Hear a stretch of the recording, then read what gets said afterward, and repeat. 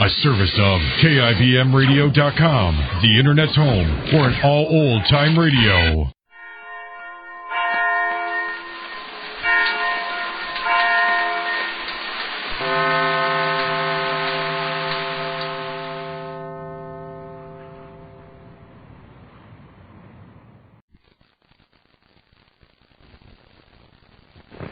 For a wash that's deep clean, sparkling clean, use deep cleaning Oxidol. Oxidol is deep cleaning.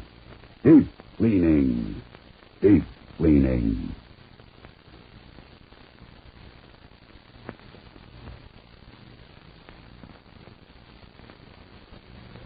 Oxidol's own Ma Perkins.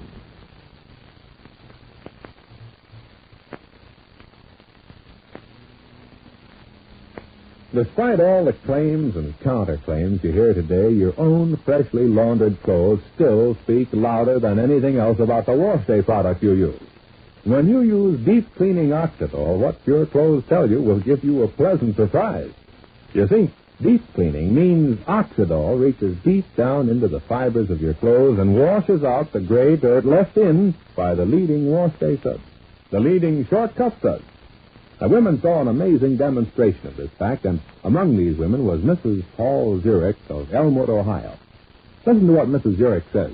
In this washing demonstration, they used my clean clothes.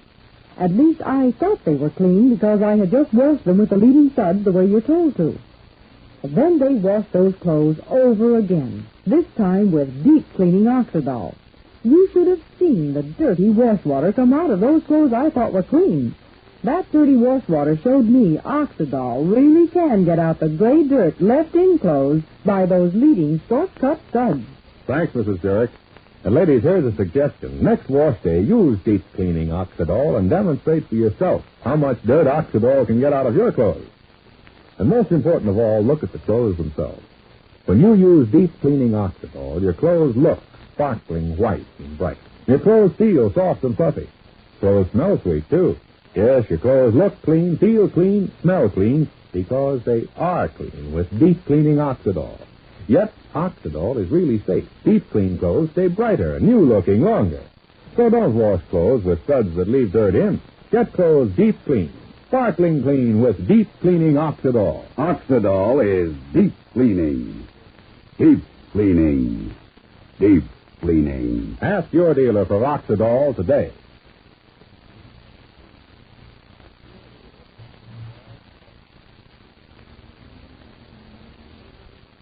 And now for Ma Perkins.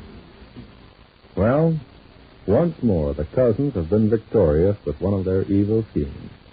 They've swindled Willie and Evie, who gave Cousin Sylvester $1,700 yesterday with a promise of $300 more for a worthless investment. And now we can only wonder helplessly, will Sylvester be just as successful with Faye? Because we do know that Faye likes him more with every day. Won't the folks ever realize the truth about Sylvester and Ed?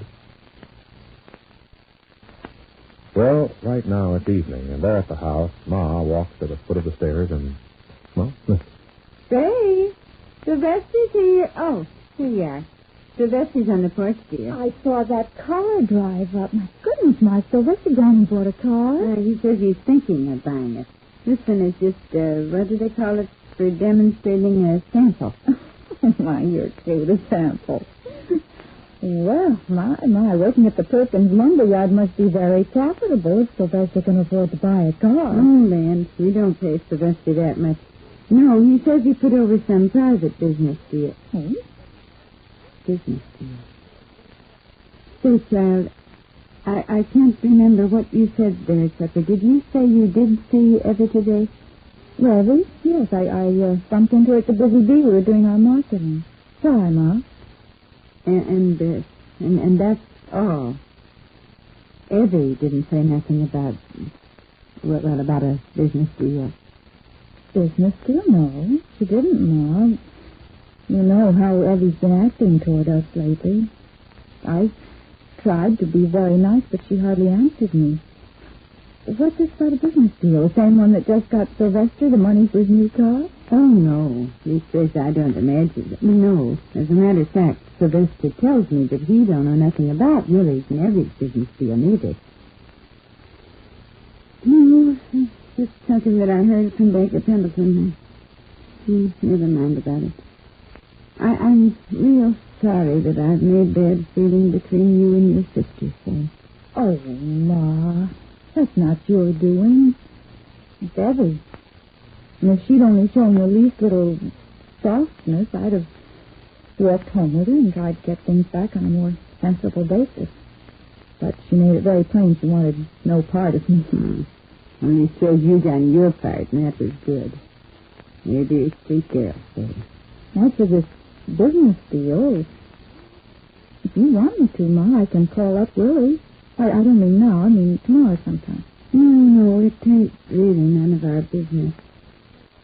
He said that everything that happens to folks who care about is their business. Well, run along, dear. Cousin Sylvester's waiting. Tom, I hate to go out when you're feeling so blue. Look, tomorrow night I'll stay home with Paulette, and Joseph can take you to the movies. Oh, I reckon I'm old enough to go to movies by myself when I take a mind to go. And I ain't so old that I can't go by myself. I reckon I can still count my change. I love you, Ma Perkins. Don't wait up for me, Ma. Enjoy yourself, dear. Come on, I want to say goodnight to Cousin Sylvester. No, I mustn't forget to compliment him on his car. Go ahead, Ma. No, thank you. And there they are, the Perkins ladies. Only what's this here vision before my eyes? The very spirit of summertime. Oh, now, Joseph, you've seen this dress a dozen times, if not more. You look very snappy yourself in your white suit. New? Oh, I got 2 or 3 of these. Very cool, you know. Well, shall we be off, Cousin Say? I got a little surprise for you tonight. That great, enormous mass of chromium I see at the curve. Good night, Ma. Enjoy yourself, children. Good night, Cousin Ma. I'll return the little lady's sound of wind and limb. Never see it. Don't worry, Cousin Sylvester. Night. Night. Night. Well, you must have glimpsed my surprise through the window. What do you think of it? Oh, I'm terribly impressed. I understand you told Ma you put over some big business deal. Are congratulations in order? Why, well, yes, why talk about business when it's you and me on a date in a brand new gasoline buggy? Now, I really got this demonstrated to show it to you, Cousin Faye, because the one who's going to decide should I buy it or shouldn't I buy it is you. If you like it, I close the deal. Oh, you're very flattering, I'm sure. Listen, Cousin Sylvester, before I forget. Mm-hmm. You're such a friend of Willie's and Evie's. Do you know anything about a business deal Willie's going into? I think Ma's a little concerned. Willie being out of a job and all that. Do you know anything about it, Cousin Sylvester? I know that Willie's out of a job. That's all I know, Cousin Faye. Oh, dear. No, I'm so concerned. Well, of course, if you don't know, you don't know. My goodness, this is a fancier car than Gladys Pendleton's, isn't it? Everything's so pretty. I'm glad to hear you say that, little lady, because when I looked at this car, I had you in mind. Will Cousin Faye like it? Because this car is not just for me, Cousin Faye. This car is for us. For you and me. Come on, Cousin Faye. I got something to ask you tonight.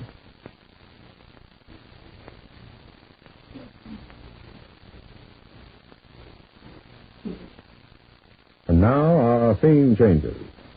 While Cousin Sylvester is telling his lies to Faye, at the same moment someone else is showing a car to another young lady. It's Shuffle, who's been thinking of buying a car so that he and Marietta can go for a drive of a Sunday afternoon or on her evening off. And so, over in Middleborough, in front of Marietta's and Shuffle's apartment, this same evening, listen. Gee, it sure is beautiful, Chopin. All the gimmicks on the dashboard. Sure, the fellow's got to go to college just to learn to read that there dashboard. Look, radio, heater, air conditioning, too. For cigarettes, prices, for gloves. More tricks in a barrel monkey. Go on, get in, Marietta. Go sit behind the wheel. Oh, I can't drive. Well, if we buy it, I'll teach you how to drive. Come on, get in. Let's see how you and the car look together. Well, just for look. Okay, I'll be a cover girl. Regular model, huh? Hey, my feet haven't even reached the pedals. That's okay. When you learn to drive, we can move the seat forward.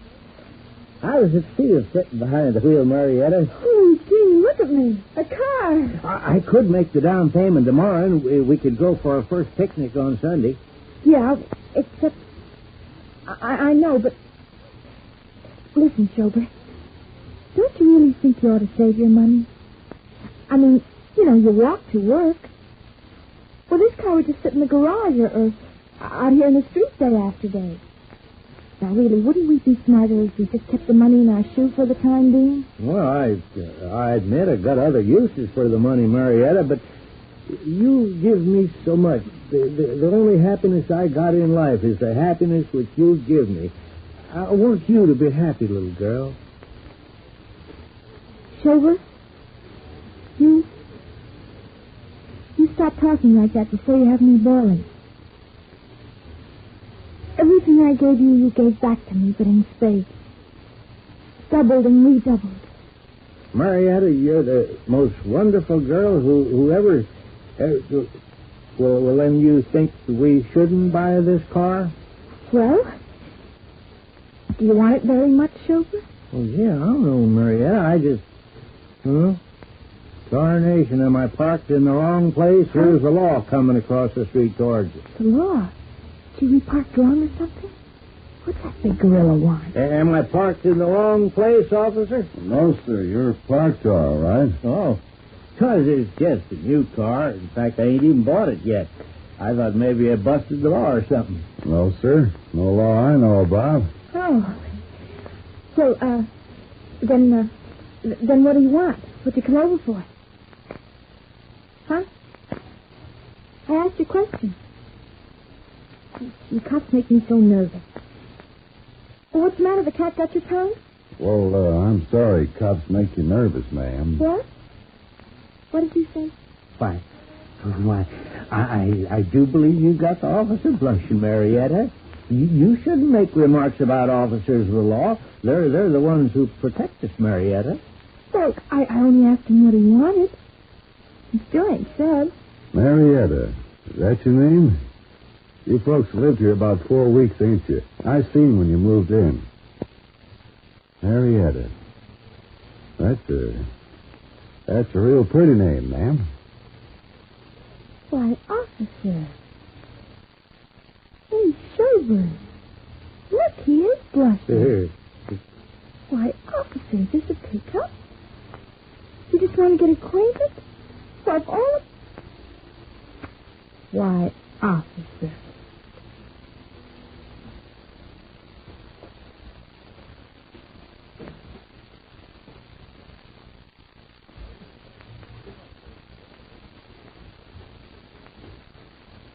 Ladies, when are clean clothes really sparkling clean?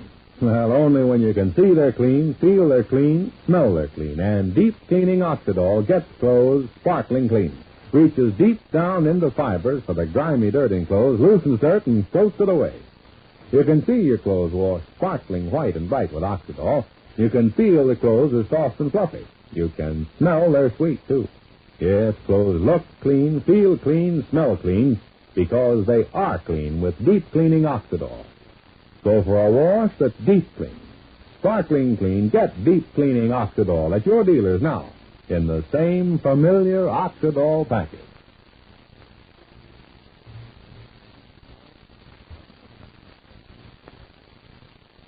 Here now, has Marietta found an admirer in that bashful young policeman? Well, Shuffle makes a report about it to Ma tomorrow. And that's when we join Sylvester and Faye. And Sylvester, at last, makes his first mistake. But now this is Charlie Warren inviting you to listen again tomorrow to Oxidol's own Ma Perkins. Same time, same station. For a wash that's deep clean, sparkling clean, use deep cleaning Oxidol. Oxidol is deep cleaning. Deep cleaning. Deep cleaning.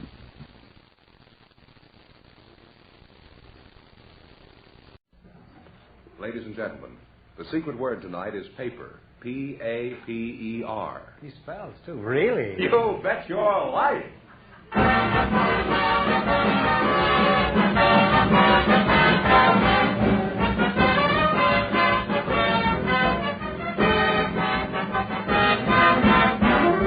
More than 3,000 DeSoto Plymouth dealers in America present Groucho Marx in You Bet Your Life, the comedy quiz series produced and transcribed from Hollywood. And here he is, the one, the only... Careful how you handle that name. Oh, that's me.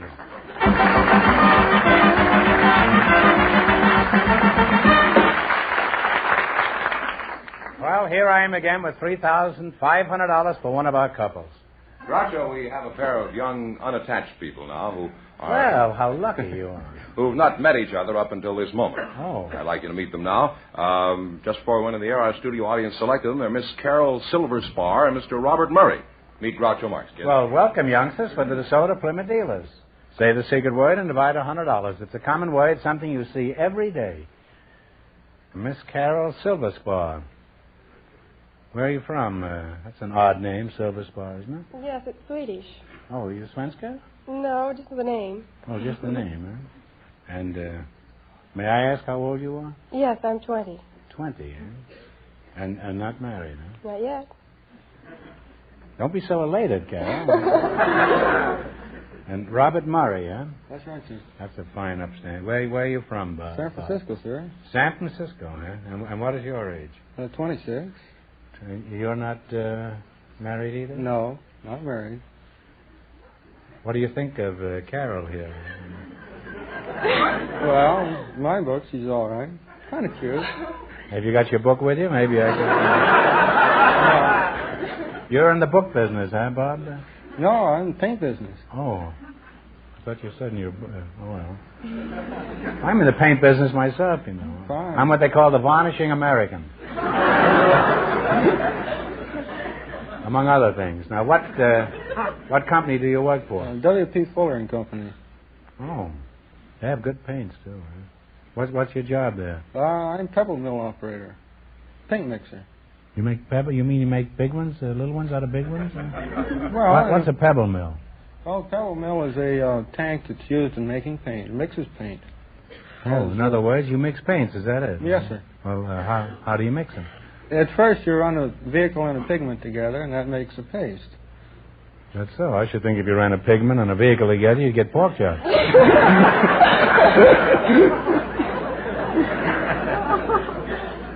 Now, Carol, who do you work for? I'm with Rosemary Reed Swimsuit Company. You work for an outfit that makes bathing suits for girls? Yes. Oh, that's about as dull a job as I can think of. Huh? What do you do there? Well, I'm assistant to the publicity manager, and I also model the suits in shows. How do you feel about bathing beauties, Bob? Oh, I like Don't them. say you've never bathed any. That's a very old joke. I'm not in the mood for old jokes. By the way, are you busy tomorrow night, Carol? Yes, I am. She's not in the mood for old jokes either.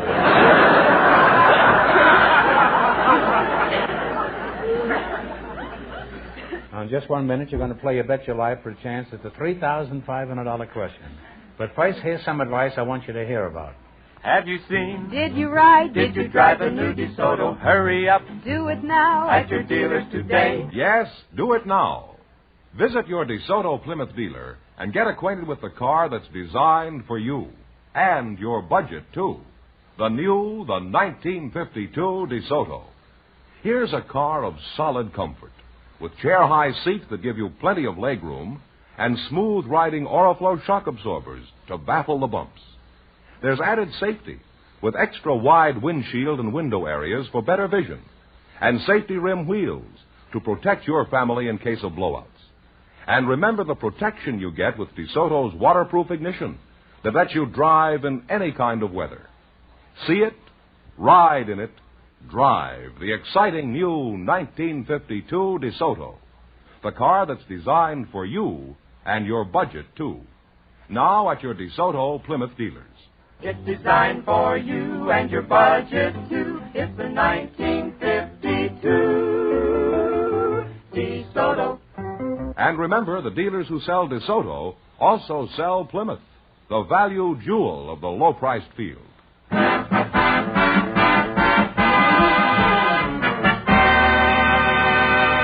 Let's see how you work together as a team. Mr. Fenneman, would you mind explaining the rules? You bet as much of your $20 as you want on each of 4 questions, and the couple that earns the most money gets a chance at the $3,500 DeSoto Plymouth question later in the show. Here's your first question. How much of the 20 are you going to bet? 10. Okay. 10? A large city in Wisconsin has the same name as the 4th President of the United States. What is the name of this city? Madison. Madison is right. And you're on your way with $30. I took some Madison right before the show. Remember, you're going for $3,500 tonight. How much of your $30 are you going to bet this time? 25. Okay. The capital of North Carolina has the same name as a famous English soldier and explorer. What is the name of this city? Raleigh? Raleigh is right. Raleigh is right.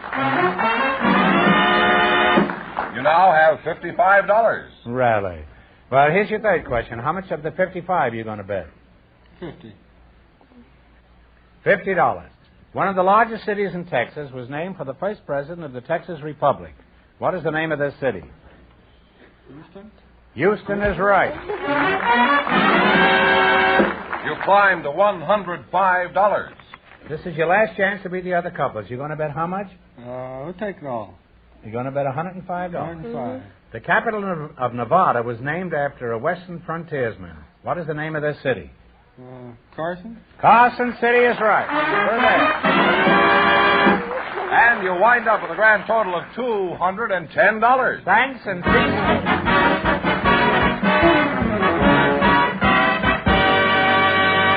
thanks, and the season's greetings from the DeSoto Plymouth dealers. We have a housewife and a grandmother for you now, Groucho, and here they are. Familiar. Mrs. Myrtie Hardy Green and Mrs. Lois Coons. Ladies, meet Groucho Marx. Right in here. Well, welcome for the DeSoto Plymouth dealers. Say the secret word and divide $100. It's a common word, something you see every day. Mrs. Mighty Hardy Green, eh? Well, you don't look very green, but I must say you look mighty hardy. You mind if I call you Mrs. Green? No. Where are you from, mate? I was born in Chicago. Do you live there now? No. Where do you live now? I live in Wilsall, Montana. Lois, where are you from? I was born in Sydney, Australia. Well, that's the Antipodes, isn't it? That's right. I see. How long have you been in this country? 5.5 years. And you're a grandmother, huh? Not me. No. Oh. You've lived here how long? 5.5 years. Well, say, you've learned to speak the language very quickly, haven't you? Did you have much trouble understanding people when you first arrived here? Oh, they speak English in Australia. I know, but very few people speak it in the United States.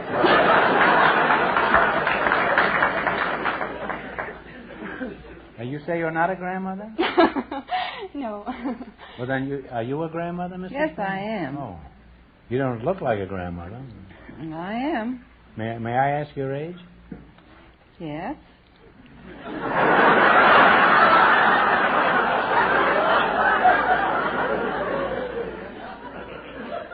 How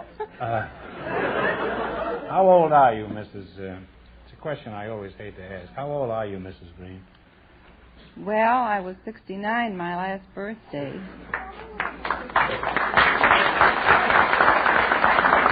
Well, you certainly don't look it. You're a tribute to Montana. In short, Mrs. Green, you're a beaut. Thank you.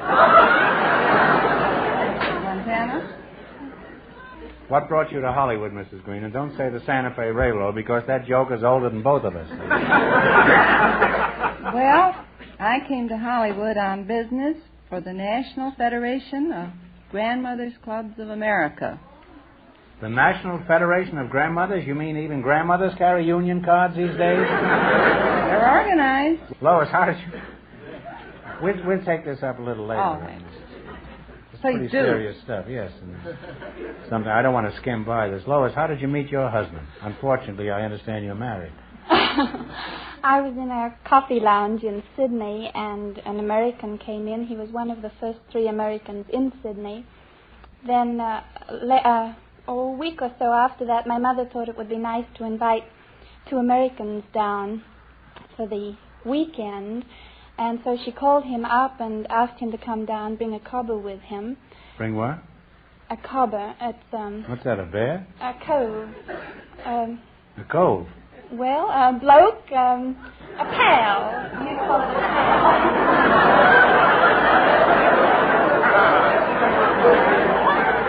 I thought you had a bear in a cave there for a second. Well, You were lonely for a bloke, is that it? Lois, I'm always on the lookout for jokes from other countries. Could you recall one or two down under corkers? oh dear, they told so many.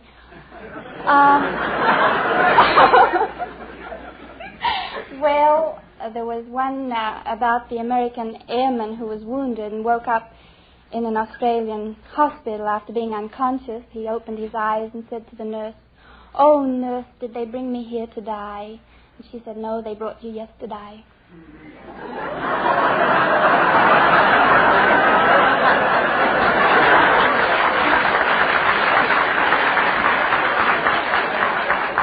Well, if that's a typical Australian joke, no wonder Australia is down under. Now, you're going to play You Bet Your Life. You beat our other couples, you'll get a chance at the $3,500 question. I can't tell you how much you have to win, but George is going to remind our listeners. The young people won $210. Here we go. Let's see how high I can build you $20. You selected Name the Fruit. Is that right? Yes. Here's your first question. How much will you bet, Lois? 10, huh? $10? 10. All right. What kind of a fruit is a Bing? Cherry. Cherry is right. I always thought it was a Crosby. You're on your way. You have $30. How much of your $30 are you going to bet on your second question? 25. All right. What kind of a fruit is a Macintosh? Apple. Apple is right. You now have $55. $55. Here's your third question. How much will you bet? Say 1 cent. Say 1. Okay. You're going to bet $54.99. Oh, wait a minute. Is that right? Oh, no, we better... Oh. 5. You say 5? Come on, time to Say wait. 5, then. All right, you're going to bet $50. What kind of a fruit is a catawba?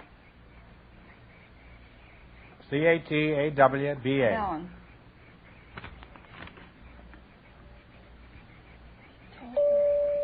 Oh, I'm sorry, it's a grape.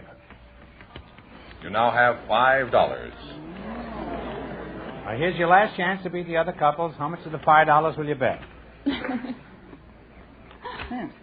All 5. Oh, $5. All right. What kind of a fruit is an Alberta? Peach. Peach is right. Now, wait a minute. Now, we're going to give you one question here. This will be for $15, so that will give you a total of $25. Now, this is a tough question. I want you to think hard, and please no help from the audience. From what animal do we get a rabbit's foot? Rabbit. A rabbit is right. Now you've got $25.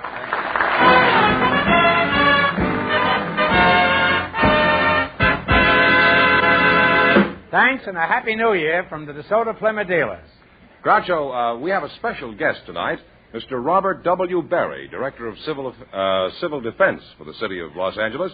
His partner is a sailor from the United States Navy, selected by our studio audience just before we went on the air. And Groucho, Mr. Berry is really a rear admiral in the Navy, but, of course, we haven't told the sailor that yet.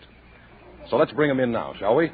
Groucho, I'd like you to meet Mr. Berry and Seaman Cecil Hawkins. And here they are now.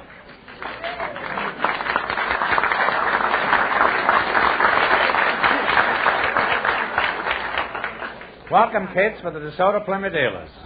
Say the secret word and divide $100. It's a common word, something you see every day. Now, let's see. Mr. Robert W. Berry and Seaman Cecil Hawkins, eh? Mr. Berry, where are you from? Well, I was born on the east side of New York, on 91st Street and 3rd Avenue, over a saloon. Over a saloon. That is correct. Say, you come right in my neighborhood. I used to live 93rd Street. I was born 78th Street and 3rd Avenue. Not over a saloon, though. I was born over a whisker chef, which is a bologna factory. And I've been dishing it out ever since.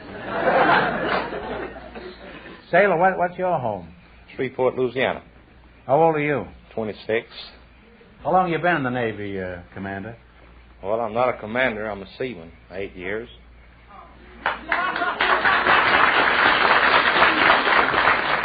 On this program, you're a commander. I just promoted you. What kind of a mud scow are you on? Well, I'm on a tanker, AO-58. A tanker? Yeah, the Manatee, USS Manatee. Where did you go on your last trip? Well, we just come back from Korea.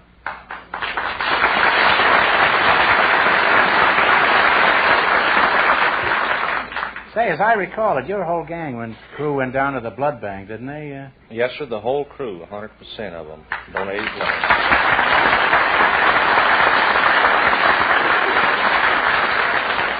Well, I'm glad to have the opportunity to thank you personally, Cecil. Thanks. This ought to make a lot of people ashamed of themselves that the boys in the service have to do this. You have a lot of ribbons on your chest there, too. What do they stand for? Well, Groucho, I got a few of them during the last war. I'm getting a few in this one.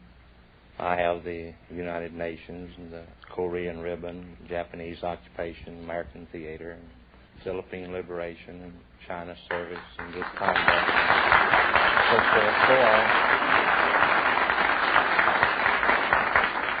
Now, Cecil, I'm curious. What's life in the Navy like these days? For example, what's the first thing you do in the morning? Fall overboard? No, we heave out and try sub.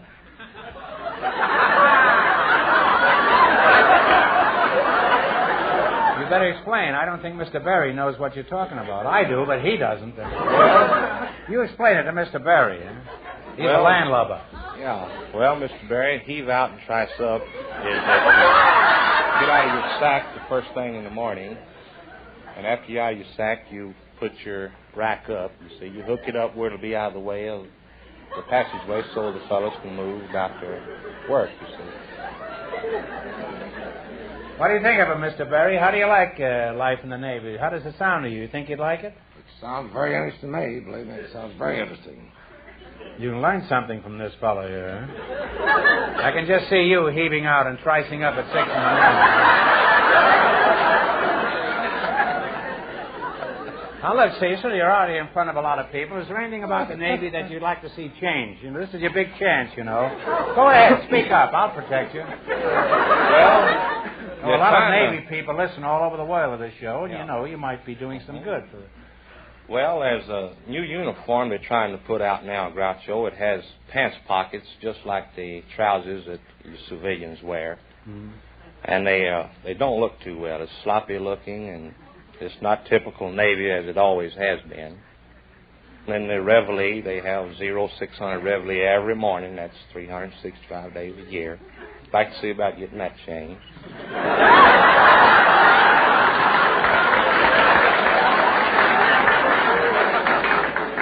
You realize, of course, this is mutiny, don't you, Cecil? There might be some admirals listening in. You better be careful.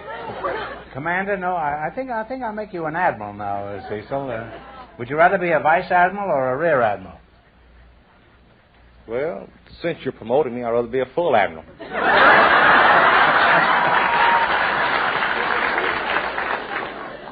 Well, what do you want to be full of, beans? Why would you rather be a full admiral? Well, full admiral is as high as you can go. Well, some admirals can go pretty high, especially around New Year's Eve. Cecil, do you think I'd make a good sailor? Well, frankly, no. How about Mr. Berry here? How long do you think he'd last in the Navy? Well, he wouldn't last very long.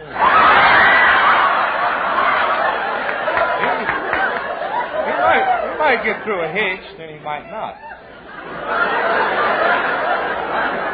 I don't think he'd be suited for the job. It's mostly for young men.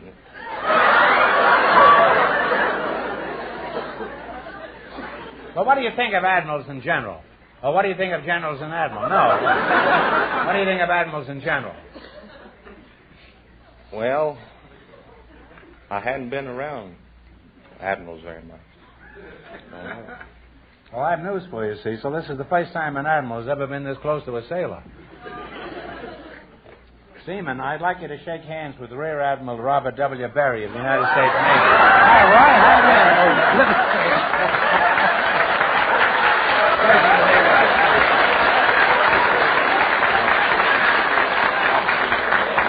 Cecil, I just said shake hands. You don't have to shake all over, you know. Now, how long do you say you thought he'd last in the Navy? Yeah, not very long. Well, Admiral, tell me, how long have you been in the Navy? Well, I'm now retired, Mr. Marks, but I had 36 and a half years with the Navy.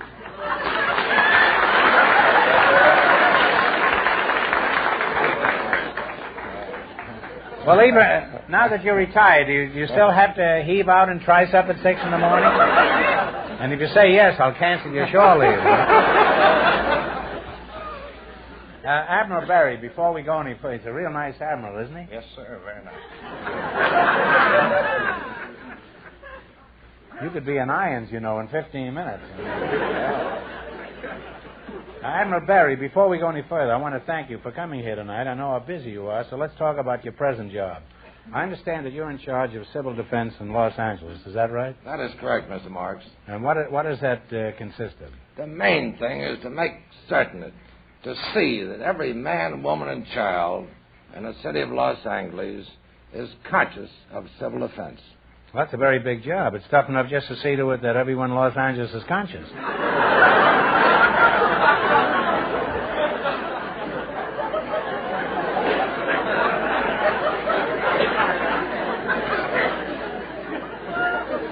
Now tell me, Admiral Berry, how can the average citizen participate in your program? Because this is real important. There's several simple points that everybody should learn. One, I recommend wholeheartedly, Mr. Marks, that every household in our country have some person trained in first aid techniques.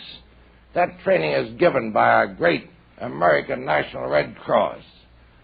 That is at no cost to the citizen at all. Well, suppose it was an atomic attack. What should the average citizen do about it? Well, I think the main thing to do is know what to do with our utilities. That's the first thing to do. In other words, turn your gas, water, and electricity off at the normal appliance, right at the stove or the wall switch, but leave the electricity on so that you can turn your radios on. The radio's the important thing, so you can receive official instructions from your disaster organization in your local city. I hope this is clear to all you people out there, because this may be very important to all of us. Well, Sailor Boy, have you thought of anything else about the Navy that you'd like to have changed? We have an admiral here, you know. Just speak up. He can't hurt you. He's retired. Well, frankly, Groucho, I like the Navy. We'll just leave it like it is. Well, apparently you do like it. That was the shortest mutiny in the history of the sea. Well, we're grateful to both of you, because the both of you are fighting to keep the rest of us safe and alive, and it's been a privilege to talk with you, and I wish each of you the greatest success in your jobs. Well, thank you so much, Davis Marks. Now you're going to play You Bet Your Life, and you beat our other couples, and you get a chance at the $3,500 question. Can't tell you how much you have to win, but George is going to remind our listeners. The young people still lead with $210. Here we go. Let's see how high I can build you $20. You selected words beginning with the letters P-E-R. Here's your first question. How much will you bet? Oh. Talk it over with the Admiral. Oh, well, we'll say $10. $10. Yeah. What do you call a pleasant scent or fragrance? Begins with the letters Per. P-E-R. Perfume. Perfume is right. Remember, you're going for $3,500. How much of the $30 will you bet on your second question? You're the quarterback, Roy. Whatever you want. Well, let's see. That's a real admiral, shifting all the responsibility of the sailor. We'll get $25 of it. $25. Yeah. Submarines use this device to scan the surface while remaining submerged. What do you call it? Begins with P-E-R. Periscope. Periscope is right. You're climbing. You have $55. All right, here's your third question. How much of the $55 you're going to go for? $50. $50. What is it called when you bear false witness or speak falsely under oath? P-E-R. Perjury. Perjury. Perjury is right. Here's your last chance to beat the other couples. How much are the 55? No, they have $105. How much you going to bet? Shoot the word. Shoot the word. Shoot. 105. What is the word beginning with per, used in punctuation, marking the end of a sentence? Period. Period is right.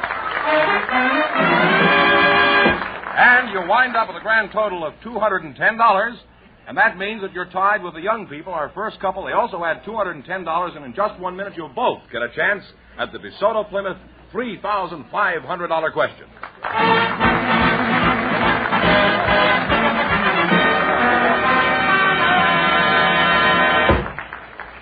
It's open season for New Year's resolutions, and I hope you car owners make a firm resolve to take better care of your car this coming year.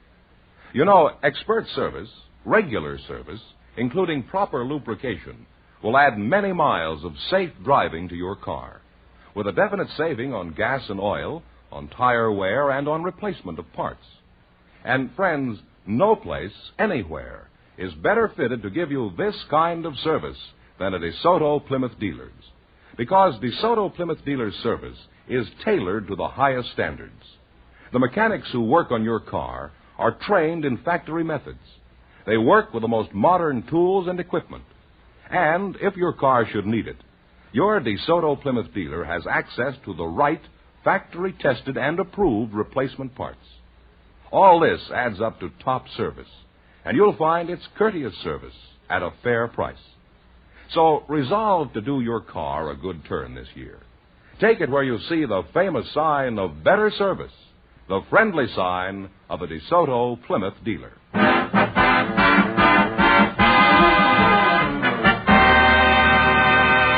And here come our winning couples, the young people and the Admiral and the Sailor, all set for the DeSoto Plymouth $3,500 question.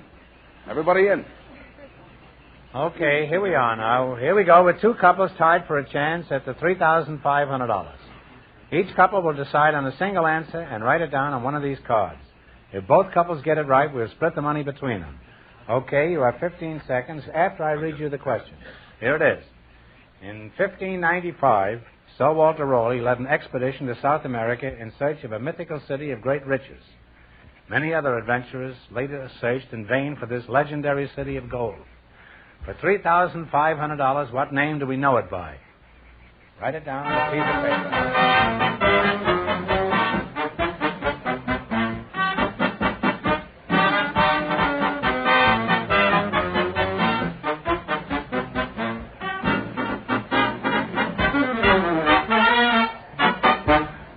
All right, I'll read the cards, one card at a time. This is Lake, what is this? Titicaca. No, that's not. And Inca is wrong. It's El Dorado, I think.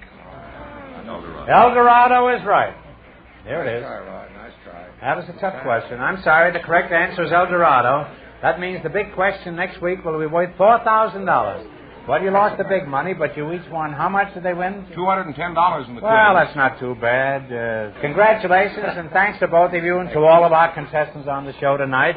From the DeSoto Plymouth dealers, you bet your life.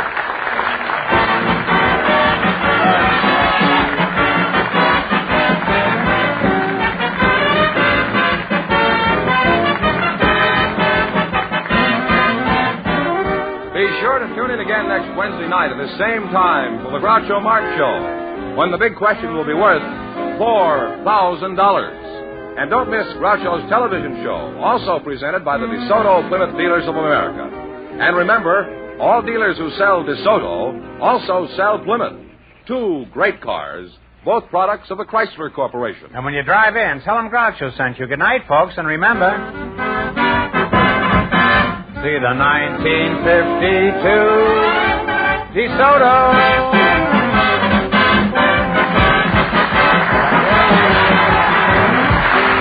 Folks, here's a reminder from the National Safety Council. In today's high-speed traffic, it's more important than ever to keep a safe stopping distance behind the vehicle ahead. Stay at least one vehicle length behind for every 10 miles per hour under good conditions. but more when streets are wet and icy. Oh, by the way, Groucho's on the cover of Time magazine this week. Thought you might like to read about him. You Bet Your Life, transcribed from Hollywood, is produced by John Goodell. Directed by Robert Dwan and Bernie Smith. Music by Jerry Fielding. This is George Fenneman signing off for the more than 3,000 DeSoto Plymouth dealers from coast to coast.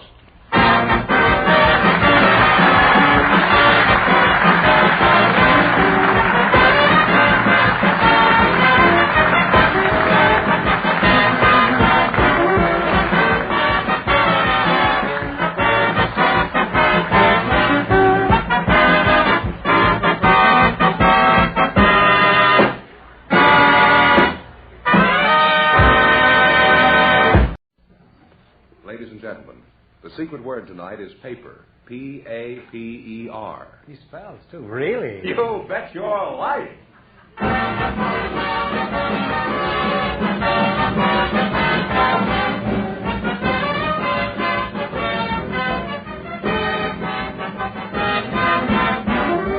More than 3,000 DeSoto Plymouth dealers in America present Groucho Marx in You Bet Your Life, the comedy quiz series produced and transcribed from Hollywood. And here he is, the one, the only... Groucho! Careful how you handle that name. Oh, that's me.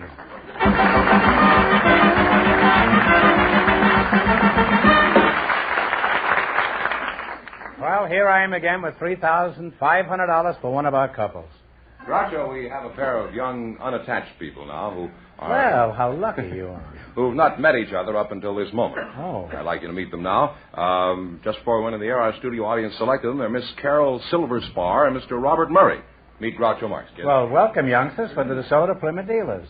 Say the secret word and divide $100. It's a common word, something you see every day. Miss Carol Silverspar. Where are you from? That's an odd name, Silverspar, isn't it? Yes, it's Swedish. Oh, are you svenska? No, just the name. Oh, just the name, huh?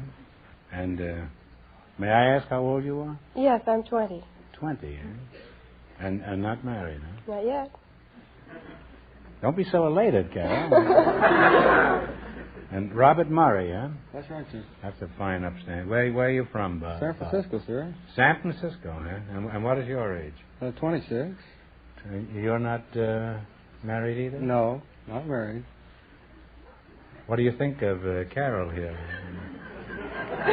Well, my book, she's all right. Kind of cute.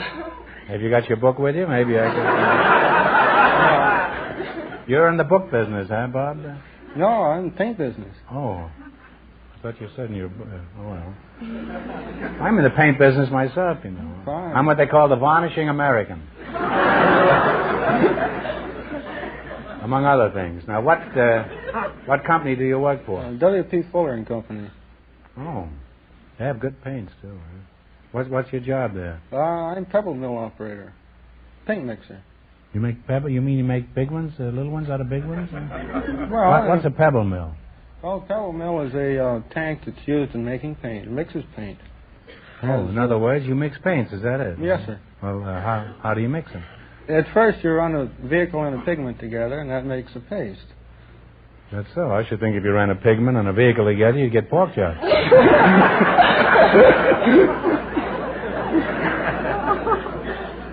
Now, Carol, who do you work for?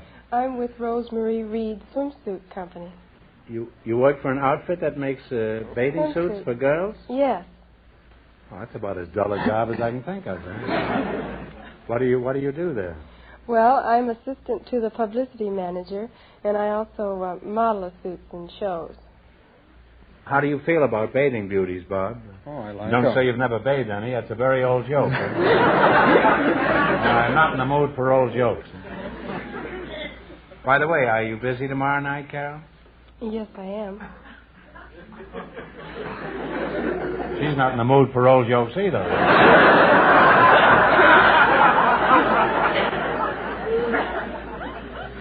Now, in just 1 minute, you're going to play You Bet Your Life for a chance at the $3,500 question.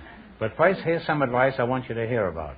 Have you seen? Did you ride? Did you drive a new DeSoto? Hurry up. Do it now. At your dealers today. Yes, do it now.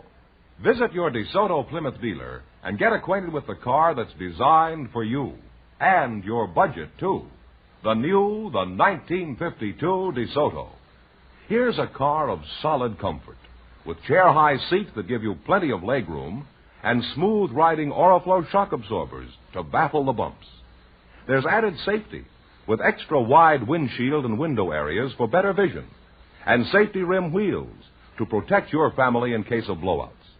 And remember the protection you get with DeSoto's waterproof ignition that lets you drive in any kind of weather. See it, ride in it, drive the exciting new 1952 DeSoto, the car that's designed for you and your budget, too. Now at your DeSoto Plymouth dealers. It's designed for you and your budget, too. It's the 1952 DeSoto. And remember, the dealers who sell DeSoto also sell Plymouth, the value jewel of the low-priced field.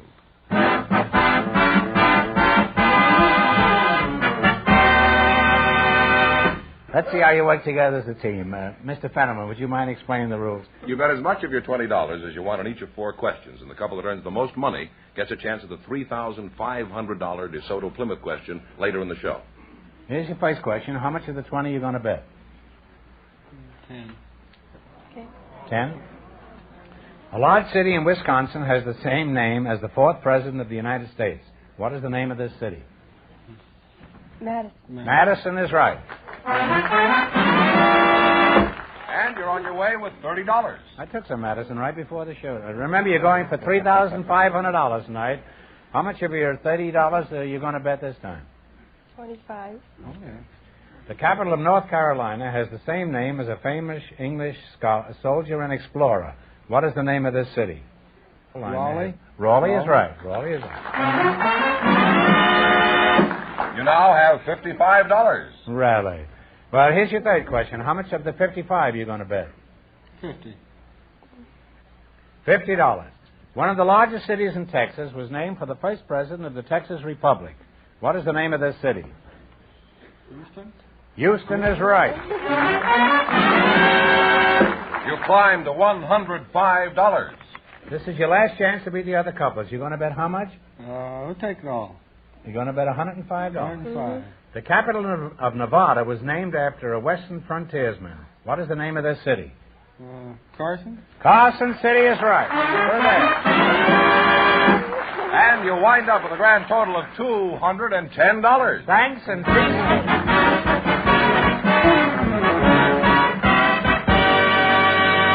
thanks, and the season's greetings from the DeSoto Plymouth dealers. We have a housewife and a grandmother for you now, Groucho, and here they are. Come here. Mrs. Myrtie Hardy Green and Mrs. Lois Coons. Ladies, meet Groucho Marx. Right in here. Well, welcome for the DeSoto Plymouth dealer. Say the secret word and divide $100. It's a common word, something you see every day. Mrs. Mighty Hardy Green, eh? Well, you don't look very green, but I must say you look mighty hardy. You mind if I call you Mrs. Green? No. Where are you from, mate? I'm born in Chicago. Do you live there now? No. Where do you live now? I live in Wilsall, Montana. Lois, where are you from? I was born in Sydney, Australia. Well, that's the Antipodes, isn't it? That's right. I see. How long have you been in this country? 5.5 years. And you're a grandmother, huh? Not me. No. Oh. You've lived here how long? 5.5 years. Well, say, you've learned to speak the language very quickly, haven't you? Did you have much trouble understanding people when you first arrived here? Oh, they speak English in Australia. I know, but very few people speak it in the United States.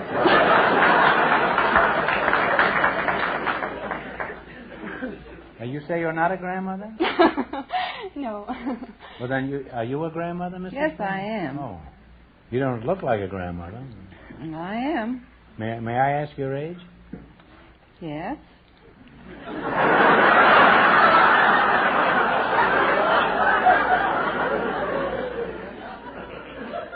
How old are you, Mrs. It's a question I always hate to ask. How old are you, Mrs. Green? Well, I was 69 my last birthday.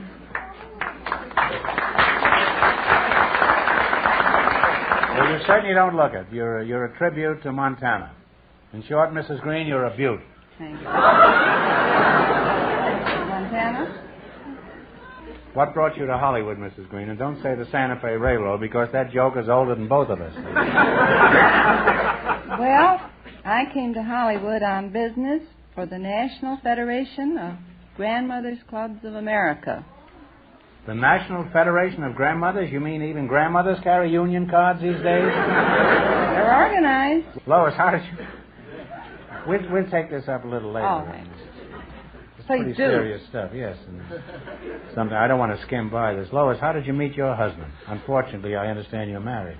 I was in a coffee lounge in Sydney, and an American came in. He was one of the first 3 Americans in Sydney.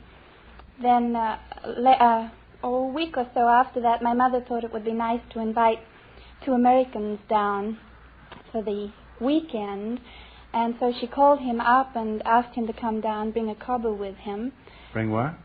A cobber. It's, What's that, a bear? a cove. A cove? Well, a bloke, a pal. You call it a pal.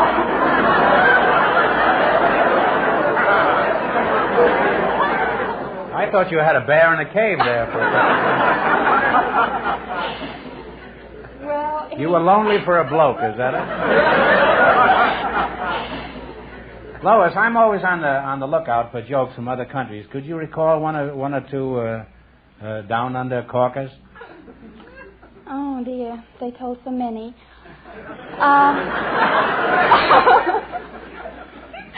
Well, there was one about the American airman who was wounded and woke up in an Australian hospital after being unconscious. He opened his eyes and said to the nurse, "Oh, nurse, did they bring me here to die?" And she said, "No, they brought you yesterday."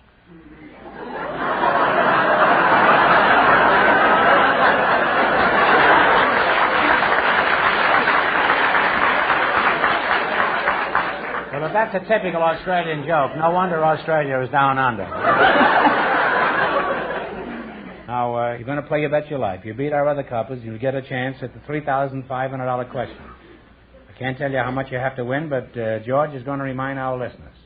The young people won $210.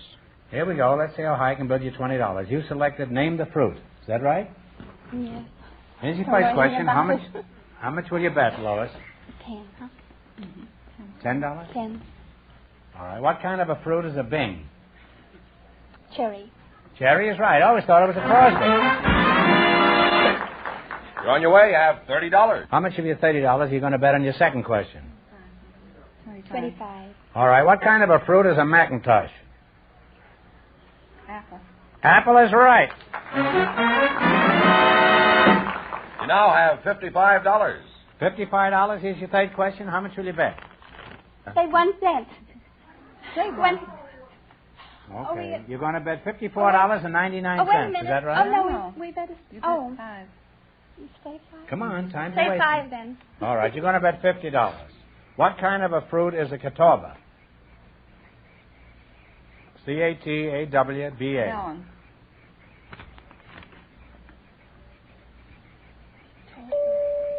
Oh, I'm sorry, it's a grape. You now have $5. Now, here's your last chance to beat the other couples. How much of the $5 will you bet? All 5. Oh, $5. All right. What kind of a fruit is an Alberta? Oh, peach. Peach is right. Now, wait a minute. Now, we're going to give you one question here. This will be for $15, so that will give you a total of $25. Now, this is a tough question. I want you to think hard, and please no help from the audience. From what animal do we get a rabbit's foot? Rabbit. A rabbit is right. Now you've got $25.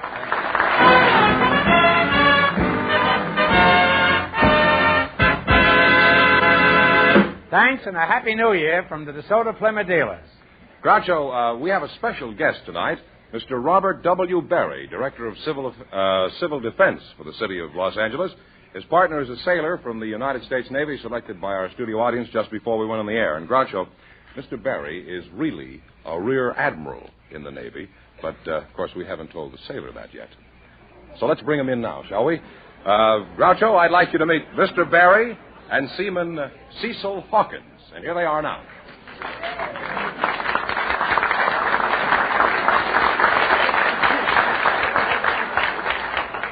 Welcome, kids, for the DeSoto Plymouth dealers. Say the secret word and divide $100. It's a common word, something you see every day. Now, let's see. Mr. Robert W. Berry and Seaman Cecil Hawkins, eh? Mr. Berry, where are you from? Well, I was born on the east side of New York, on 91st Street and 3rd Avenue, over a saloon. Over a saloon. That's correct. Say, you come right in my neighborhood. I used to live 93rd Street. I was born 78th Street and 3rd Avenue. Not over a saloon, though. I was born over a whisker chef, which is a bologna factory. And I've been dishing it out ever since. Sailor, what's your home? Shreveport, Louisiana. How old are you? 26. How long you been in the Navy, Commander? Well, I'm not a commander. I'm a seaman. 8 years.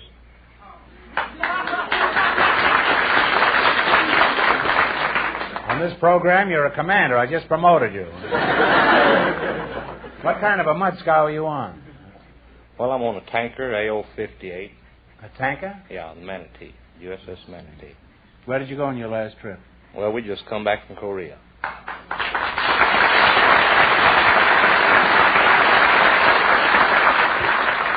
Say, as I recall it, your whole crew went down to the blood bank, didn't they? Yes, sir, the whole crew, 100% of them, donated blood.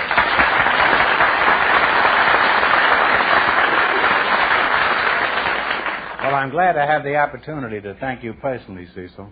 Thank you. This ought to make a lot of people ashamed of themselves that the boys in the service have to do this. You have a lot of ribbons on your chest there, too. What do they stand for? Well, Groucho, I got a few of them during the last war. And I'm getting a few in this one.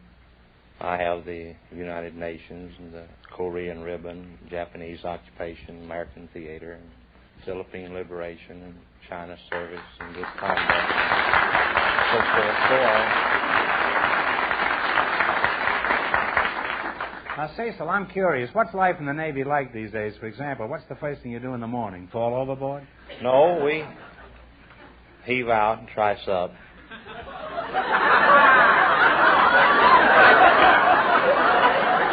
You better explain. I don't think Mr. Berry knows what you're talking about. I do, but he doesn't. You explain it to Mr. Berry. He's a landlubber.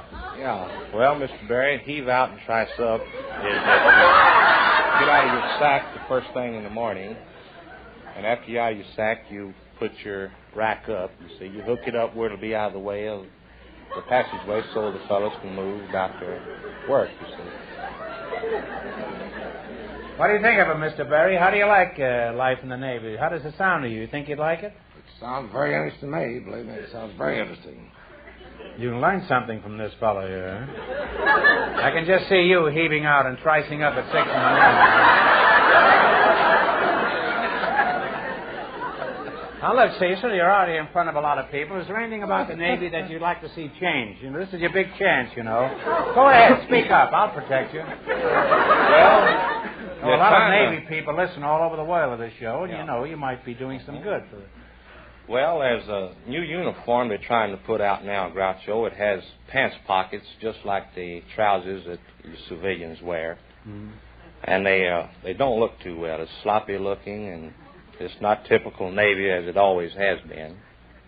Then the Reveille, they have 0600 Reveille every morning. That's 365 days a year. I'd like to see about getting that changed.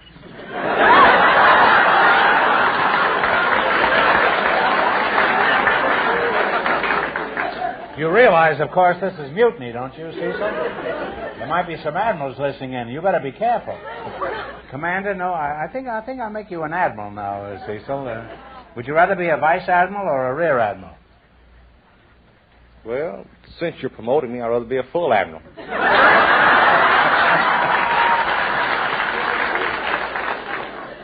Well, what do you want to be full of, beans? Why would you rather be a full admiral? Well, full admiral is as high as you can go. Well, some admirals can go pretty high, especially around New Year's Eve. Cecil, do you think I'd make a good sailor? Well, frankly, no. How about Mr. Berry here? How long do you think he'd last in the Navy? Well, he wouldn't last very long.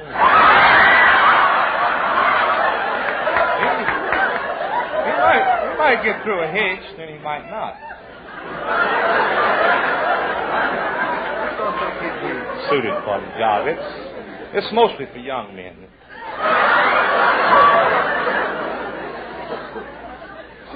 Well, what do you think of admirals in general? Or what do you think of generals and admirals? No. What do you think of admirals in general? Well, I hadn't been around admirals very much. Well, I have news for you, see. So this is the first time an admiral has ever been this close to a sailor. Seaman, I'd like you to shake hands with Rear Admiral Robert W. Berry of the United States Navy. Hi, Roy. How are you? Look at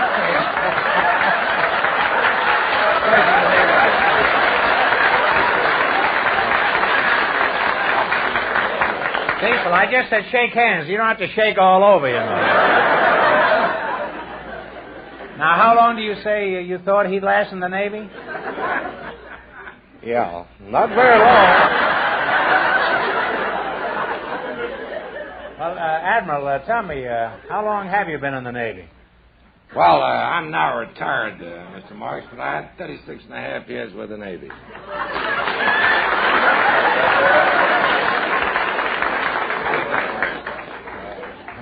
Well, even now that you're retired, do you still have to heave out and tricep at 6 in the morning? And if you say yes, I'll cancel your shore leave.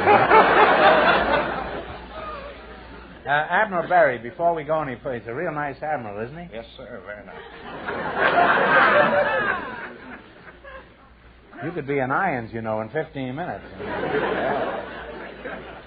Admiral Berry, before we go any further, I want to thank you for coming here tonight. I know how busy you are, so let's talk about your present job. I understand that you're in charge of civil defense in Los Angeles. Is that right? That is correct, Mr. Marks. And what does that consist of? The main thing is to make certain to see that every man, woman, and child in the city of Los Angeles is conscious of civil defense. Well, that's a very big job. It's tough enough just to see to it that everyone in Los Angeles is conscious.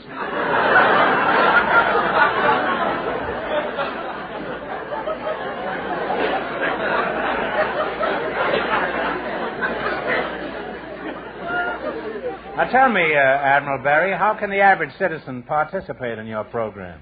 Because this is real important. There's several simple points that everybody should learn. One, I recommend wholeheartedly, Mr. Marks, that every household in our country have some person trained in first aid techniques. That training is given by our great American National Red Cross. That is at no cost to the citizen at all.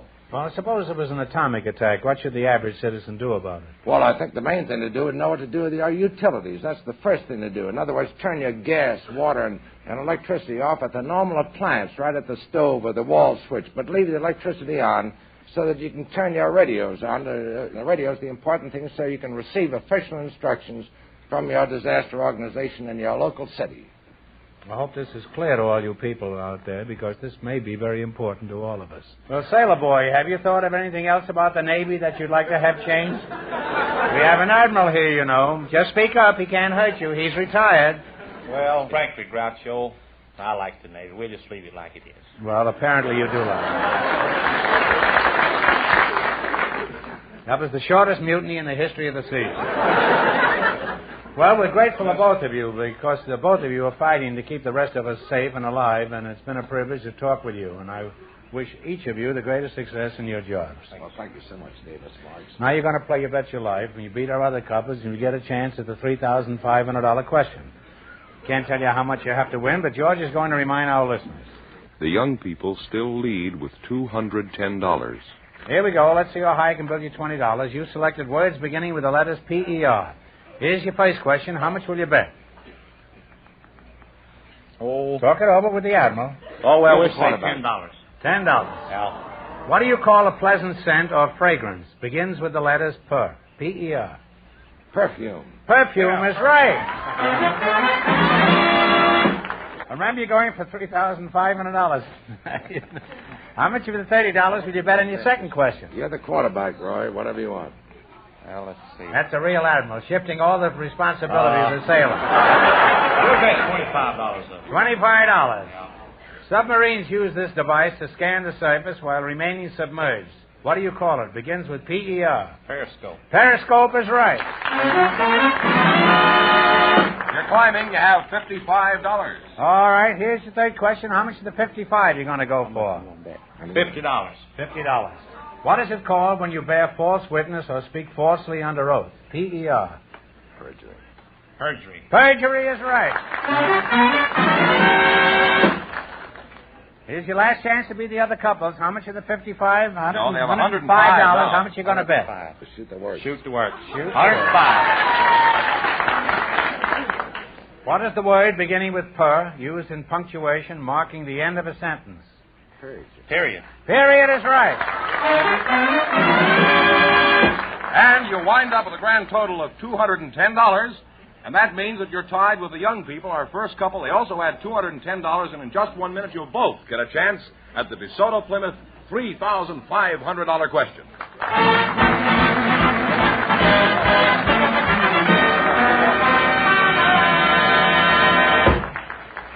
It's open season for New Year's resolutions, and I hope you car owners make a firm resolve to take better care of your car this coming year. You know, expert service, regular service, including proper lubrication, will add many miles of safe driving to your car, with a definite saving on gas and oil, on tire wear, and on replacement of parts. And friends, no place, anywhere, is better fitted to give you this kind of service than a DeSoto Plymouth dealers, because DeSoto Plymouth dealers service is tailored to the highest standards. The mechanics who work on your car are trained in factory methods. They work with the most modern tools and equipment. And if your car should need it, your DeSoto Plymouth dealer has access to the right factory-tested and approved replacement parts. All this adds up to top service, and you'll find it's courteous service at a fair price. So resolve to do your car a good turn this year. Take it where you see the famous sign of better service, the friendly sign of a DeSoto Plymouth dealer.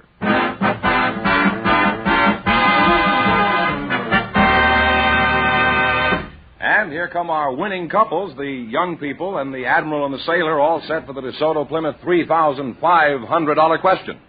Everybody in. Okay, here we are now. Here we go with two couples tied for a chance at the $3,500. Each couple will decide on a single answer and write it down on one of these cards. If both couples get it right, we'll split the money between them.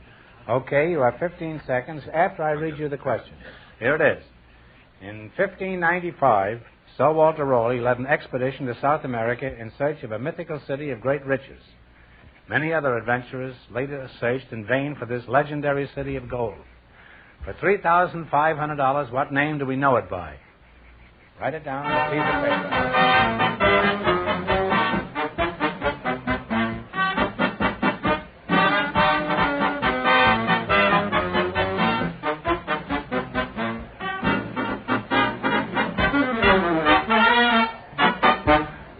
All right, I'll read the cards, one card at a time. This is Lake, what is this? Titicaca. No, that's not. And Inca is wrong. It's El Dorado, I think. El Dorado. El Dorado is right. There it is. Nice try, Rod. Nice try. That was a tough question. I'm sorry. The correct answer is El Dorado. That means the big question next week will be worth $4,000. Well, you lost the big money, but you each won. How much did they win? $210 in the Well, that's not too bad. Congratulations, and thanks to both of you and to all of our contestants on the show tonight. From the DeSoto Plymouth dealers, you bet your life.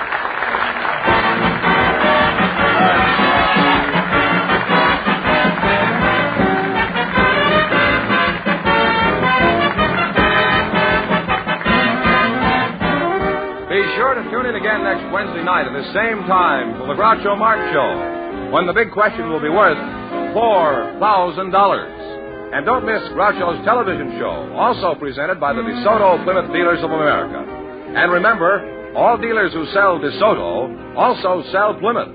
Two great cars both products of the Chrysler Corporation. And when you drive in, tell them Groucho sent you. Good night, folks, and remember... See the 1952 DeSoto.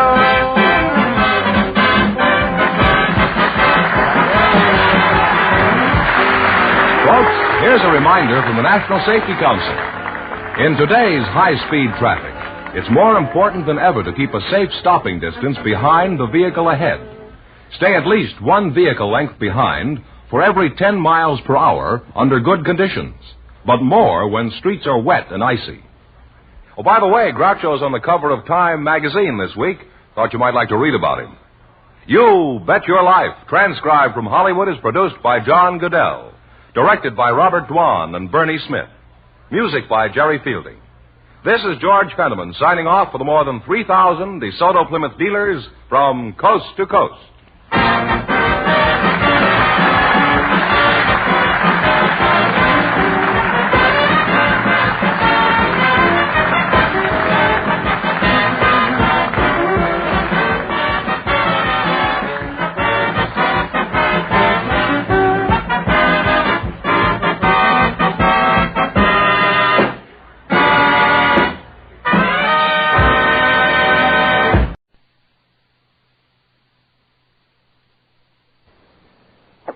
Show, originally scheduled for this time, will not be heard. In its place, special service invites you to call on...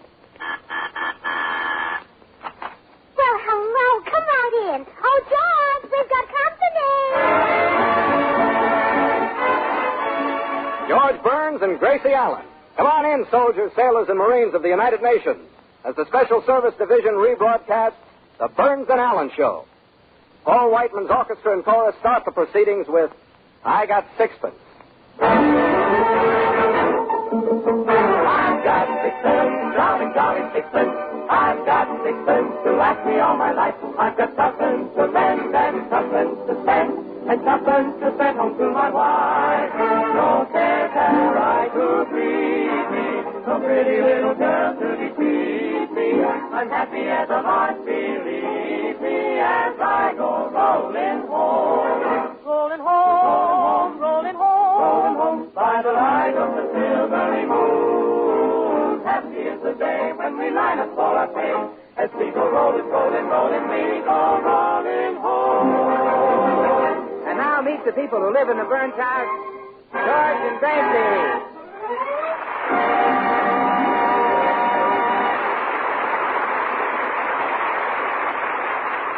Now it's morning at the burnt house, and we find Gracie at the front door, talking to her good friend and daily visitor, the postman. So that's why I'm late this morning, Mrs. Burns. I was in the dentist's chair for 2 hours. Oh, you poor man. Did the dentist hurt you? Yes, but I didn't flinch. Not a whimper escaped my lips. I have nerves of steel. Oh, my goodness, Mr. Postman, you must be the Allen lad of the post office. How true. The muscles of my jaws are so strong, the dentist couldn't pull my tooth out. He tried and chiseled and hammered. Oh, how awful. Yes. Finally, the dentist couldn't stand it. He had to give himself a shot of Novocaine. Oh, you know, I used to pull a tooth by tying a string around it and fastening the other end to a doorknob. And then I slammed the door. I tried that. Here, I've got it in my pocket. Oh, it worked. Oh, and what a big tooth. That's the doorknob. Oh, yes. You know, when my father wanted to get one of his teeth out, he had a sure way. Gee, I'd like to try it. Oh, I wouldn't. You'd have to go all the way up to San Francisco and pick a fight with my mother. Oh, I wish she lived a little closer. Well, here's your mail. Just a magazine today. Oh, thank you. Well, goodbye, Mr. Postman. Goodbye, Mrs. Burns. Remember, keep smiling.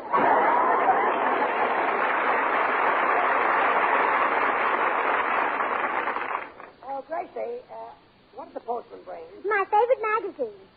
Which is that? Life, Look, Kick, Click? Oh, no, none of those. This is a dignified magazine for the intelligent woman. It's full of interesting items about famous personalities. What's the name of it? Dirt.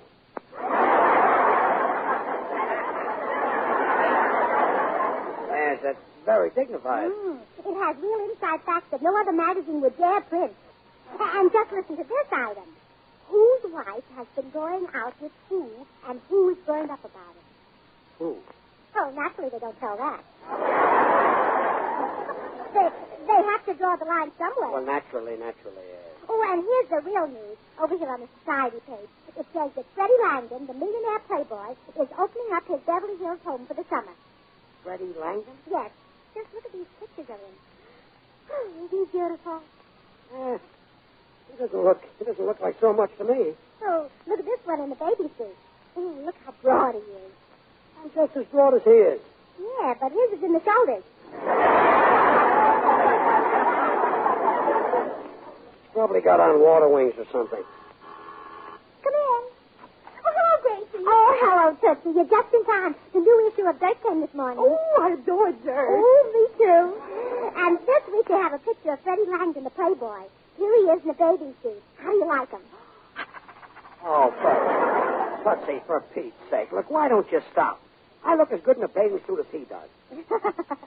Ah, you're cute. What'd I do? How about those two girls who followed me everywhere I went at Ocean Park? Oh, I forgot to tell you, dear. They were lifeguards. Well, I don't believe it, and I still say I look as good as Langdon.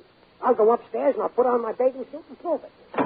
Gracie, what does Dirt say about Freddie Langdon? Well, it doesn't say much. Just that he's opening his summer home and needs a cook and a maid. Oh, gee, I envy the girls who get those jobs. Imagine being in the same house with him. Yeah, and he might even marry one of them.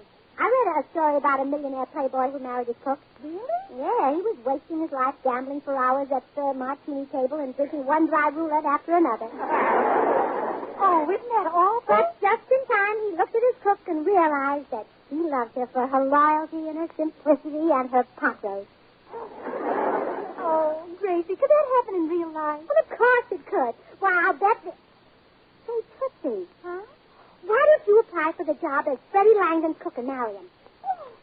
Oh, but it might not work. Mr. Langdon is hiring a maid, too, and he might prefer her to me. Well, why should he? Well, she might have a more well-rounded education.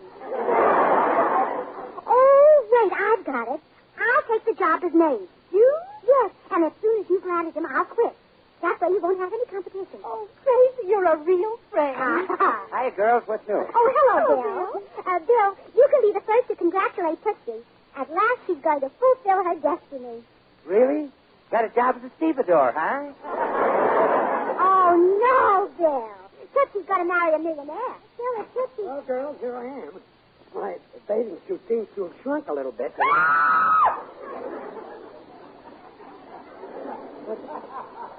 What's wrong with Tootsie? Well, she's never seen you in a bathing suit, George. It doesn't affect me because I know, you're trying to rib me. Bill, you're an honest guy. Look at me.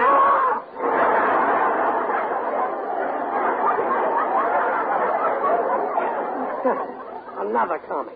The suit is kind of tight, but it couldn't be that bad.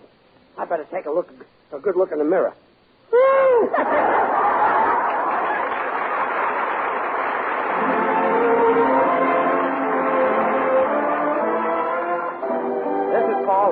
New York is cheering a smash musical show.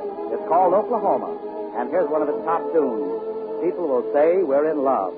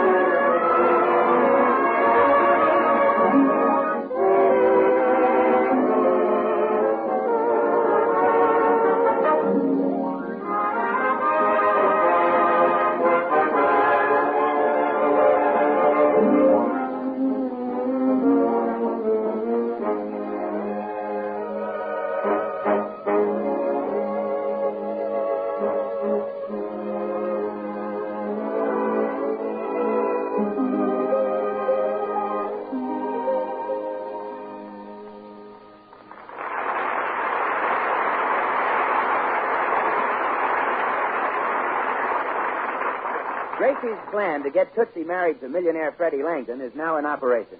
The girls are just arriving at his home, where they hope to be hired as cook and upstairs maid. Oh, be still, my heart. Do I look all right, Gracie? Let's see. Oh, your hat doesn't seem to be on quite straight. Oh, dear. Oh, no, that's all right. It's just that your face is on a little crooked. Oh, thank goodness that's all it is. Now, remember, Tootsie, let me do the talking, huh? Yes?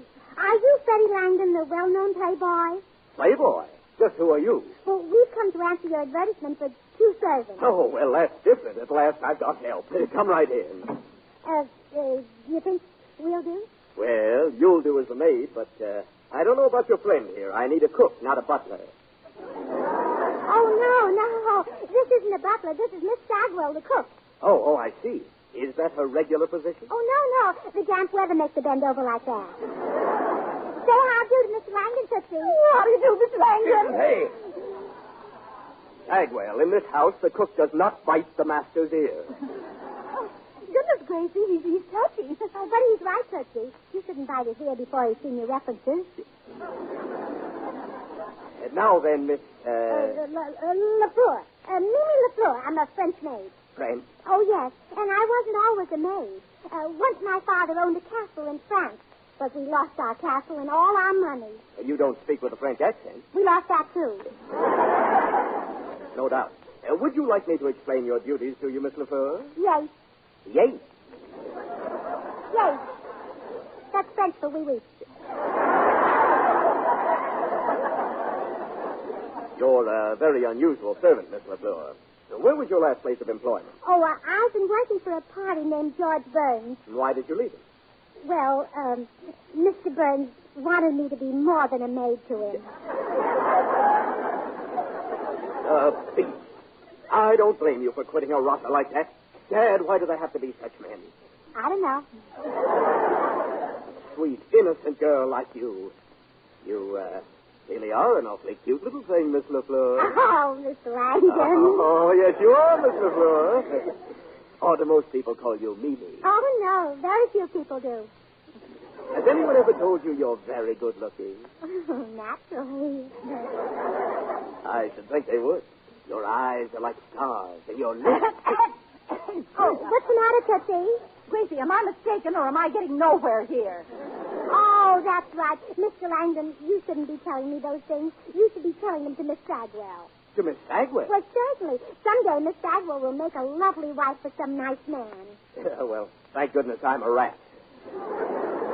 Oh, but Mr. Langdon, wouldn't it be wonderful if you were my rat? Stagwell, I'm interested in you only as a cook. Now, if you'll pardon me, I'll get the key to the servants' quarters. Make yourselves at home. Gracie, this is awful. I haven't got a chance with you around. Oh, well, don't worry. I'm going home right now, and you'll have him all to yourself. Oh, wonderful. But, Tootsie, you'll be all alone in this house with a strange man. Is that all right? All right.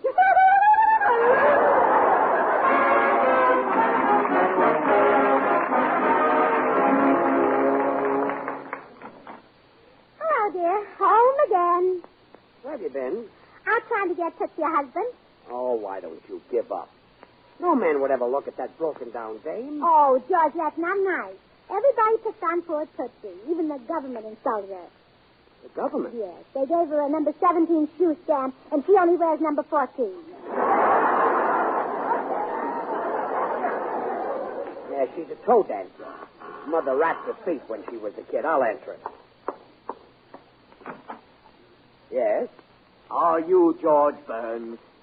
That's right. You're just as I pictured you, Burns, a sly, sneaking beast.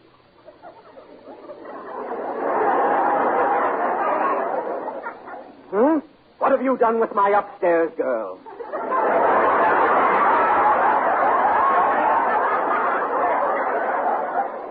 Your upstairs girl? I know she's here. My cook told me so. And I'll get her if I have to tear this house apart. Oh, yeah? Well, you just try it, and I'll show you. You what? I'll straighten up after you, I guess. Oh, hello, Mr. Langdon. Mimi. Mimi? Am I too late, Mimi? Has this brute pursued you from room to room? Oh, no, not since 1931.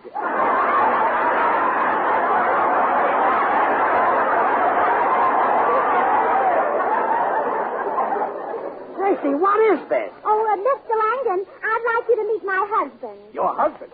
So you're not a little French maid. You made a fool out of me, huh? Yes. French maid? Gracie, what does he mean, French maid? Well, Tootsie and I took jobs at his house so he'd get to know her and love her naturally. Oh, so that's it. Okay, Langdon, beat it. Oh, no. No, I'm not giving up a maid that easily. Well, what can you do about it? Ever hear of the president's freezing order? This girl is frozen to my upstairs for the duration. But we're married. I can't help that, brother. Go argue with the president. Oh, my goodness, George. We can't go against the president. I guess I'll have to stay frozen. Goodbye. But, Gracie! Oh, I'm sorry, dear, but I'll see you again just as soon as I thaw out. Oh.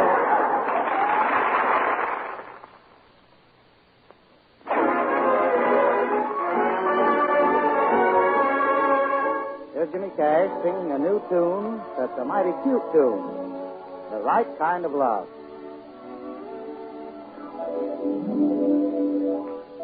The right kind of love is all that I need to lift me from my misery.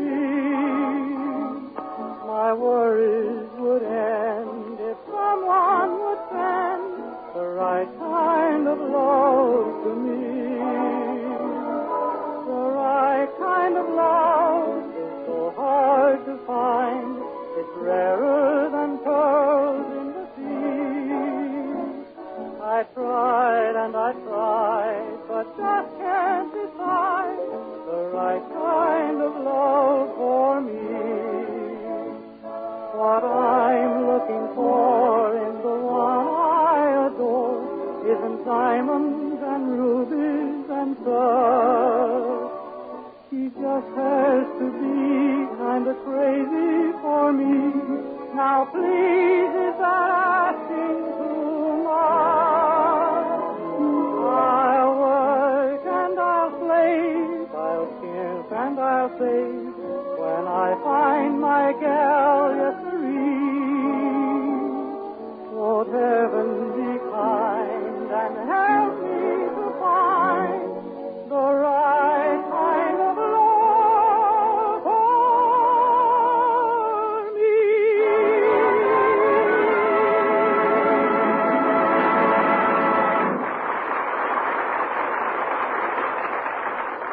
When Freddie Langdon took Gracie away, George was in a panic. He didn't know how to handle a situation, so he turned for advice to a man whom he had always respected for his intelligence, keen judgment, and utter lack of fear. What should I do, Bill? You go right over to Langdon's house and get Gracie back. Yeah, but he's a pretty husky guy. I'd run right over there if I was in better shape. If you were in better shape, you wouldn't have to. Gracie would run back here.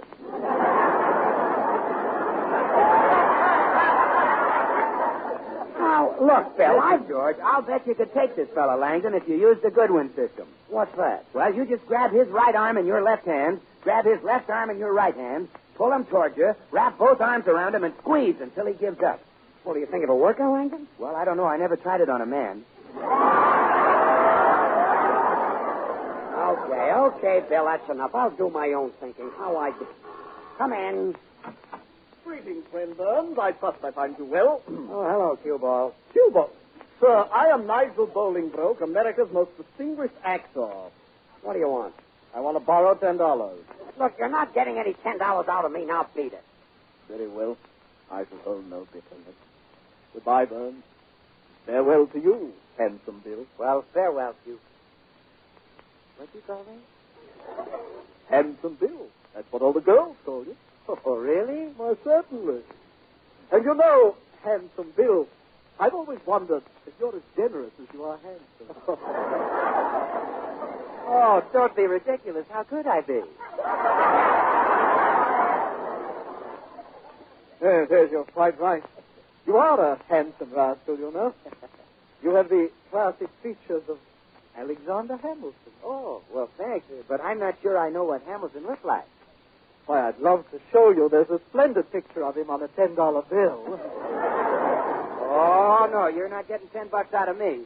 I fear I am left with but one alternative. I shall be forced to teach some wayward youth the rudiments of snooker. minute. Cue Ball, I just had a thought. How would you like to earn that $10? Sir, if your thought involves work, perish it. Look, all you have to do is act. Do you think you could play the part of a girl's father? Why not?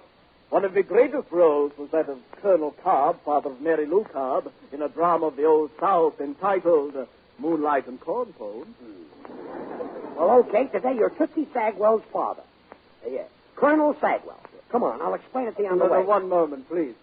Surely you don't expect to purchase my thespian artistry for a mere $10. I should have been paid $10 for one word. Look, do you want the job? Yes. Well, here's the 10. You see? I still get $10 for one Well, word. come on, let's go.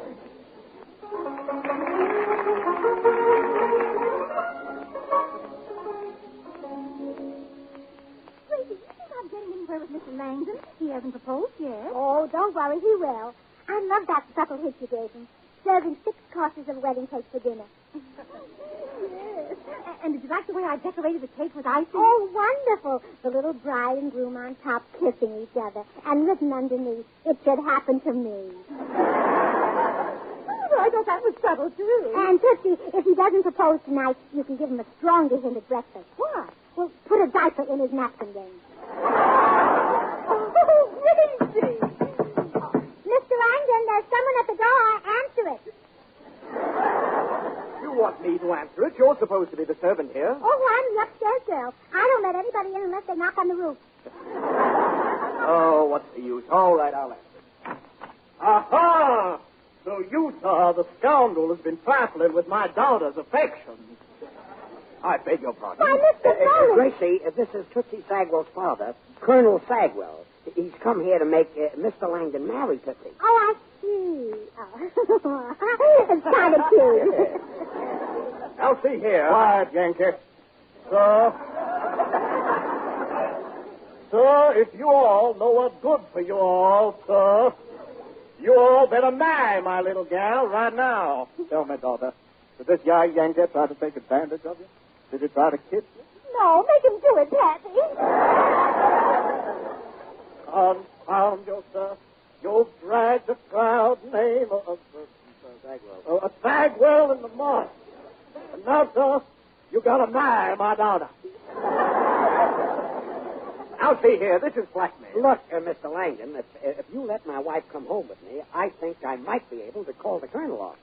Yes, I might listen to Mr. Burns, sir. Oh, no, you won't. This is Tootsie's chance to marry a millionaire. Millionaire? You mean this charming gentleman is that well-heeled? Huh? Oh, Mr. Langdon. Mr. Langdon is fantastically rich. Well, Mr. Langdon, perhaps you and I can arrive at an amicable financial settlement. Hey, you can't do that. You gave me your word. My word, sir, is absolutely worthless. Now then, Mr. Langdon, shall we say $50? Fine. Now, just a minute, Mr. Langdon. You don't have to give him a cent. He isn't Tootsie's father at all. He's a pool-room bum I hired. My dear Mr. Burns. Yes. I despise you. Oh, come on, Gracie. We're going home. Oh, no, you're not. She's still my upstairs girl, and she still throws into a job. My, it's been a long winter, hasn't it? Look here, Langdon. She's my wife. She belongs with me. That's right, and you're not going to separate us. Gracie, have you got an idea? Yes, George. Let me hear you say, dinner is served. Oh, no. No.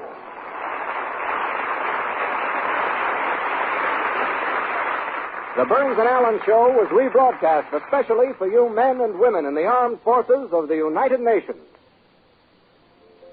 Hello, my hammer, hammer rain. Oh, my hammer, hammer rain. Well, Nova had a hammer, hammer rain. Nova had a hammer, hammer rain. Does 40-pound hammer, hammer rain. Does a 40-pound hammer, hammer rain. Well, Noah had a hammer, hammer rain. A special service after show, featuring the mellow music of the Golden Gate Quartet. Well, Nova didn't have a decent family. Let me tell the three of their names. It was a ham, a sham, Tip and Gomaya. Gonna build my house just a little bit higher. Play on my hops with the daughters of Zion. And Nova had a hammer, hammer. Well, Nova had a hammer, hammering from the 40-pound hammer. Hammering on the 40-pound hammer. Hammering, go ringing in the bottom. Hammering, go ringing in the bottom. Hammering, go ringing in the live oak. Hammering, go ringing in the live oak. Hammering, build a ring a hole, ring a hole. Hammering, ringle, ringle. Hammering, go ring a hole, ring a hole. Hammering, go ringle, ringle. Hammering, burned overhead a hammer. Hammering, overhead a hammer. Hammering, told the 40-pound hammer. Hammering, on the 40-pound hammer. Hammering, build one these mornings bright and fair. Hitch on my wings and try the air. Fly way up on angel's wings. Them don't see me, gonna hear me sing. Gonna fly way up on the mountain top. Make my wings go flippity-flop. Gonna overhead a hammer. Hammering, overhead a hammer. Hammering, on the 40-pound hammer. Hammering, on the 40-pound hammer. Hammering.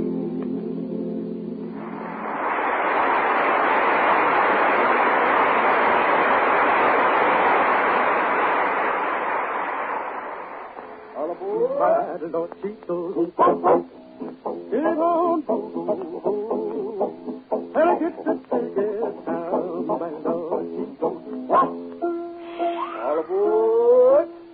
All aboard.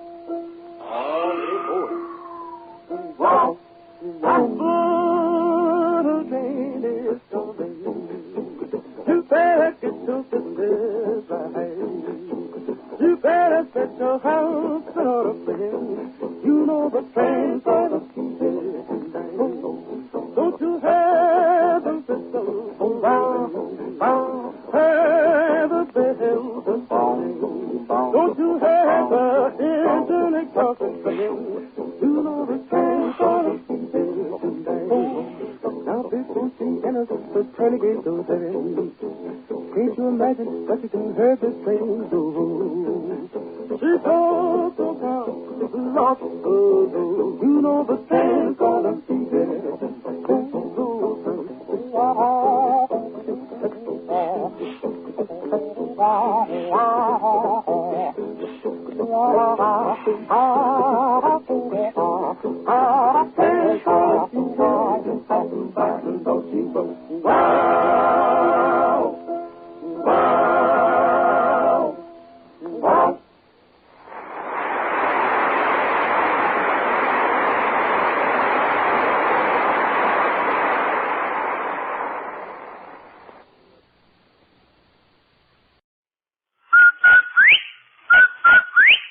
Did you hear that? Come on, will you? Did I hear what, Amos? That whistle.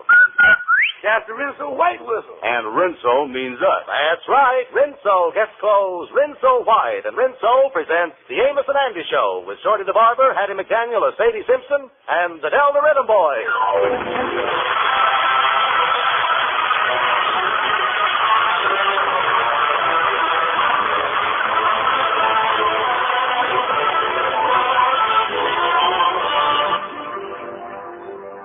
Most mothers have quite a job keeping the young ones out of the kitchen before dinner. Is dinner ready yet, Mom? What are we having, Mom? But after dinner, you can't get them in the kitchen. Gee, Mom, I got a lot of homework to do. I'll do the dishes tomorrow. But even though you can't always depend on the family, there is something you can count on to help with dishwashing. Yes, Rinso, of course. Those soapy-rich Rinso suds in your dishpan make short work of the biggest stack of dishes. Get them sparkling clean with a swish of the dishcloth. Even your greasy roaster and the rest of your pots and pans come shiny clean without hard scraping and scouring.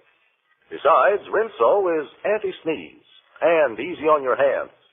So for dishwashing and for all the soap and water jobs around the house, why waste time with lazy, old-fashioned soaps?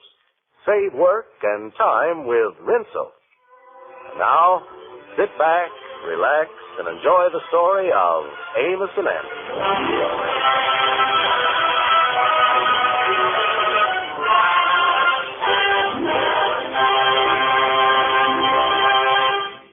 This afternoon, while Sapphire is attending a club meeting, the Kingfish asked a few of the boys over for a bridge game. The Kingfish and Amos are partners against Henry Van Porter and Andy. At the moment, we find them in the middle of bidding a hand. Well, I started this bidding, and I'm going to finish it with a bid of 7 hearts.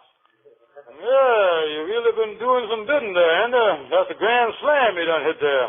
I'll pass. Up to you, Henry. Well, partner, I pass. Well, Andy, I'm going to double that 7 hearts. Redouble. I'll show you how to play this game. Yeah, well, my first lead. Hey, wait a minute.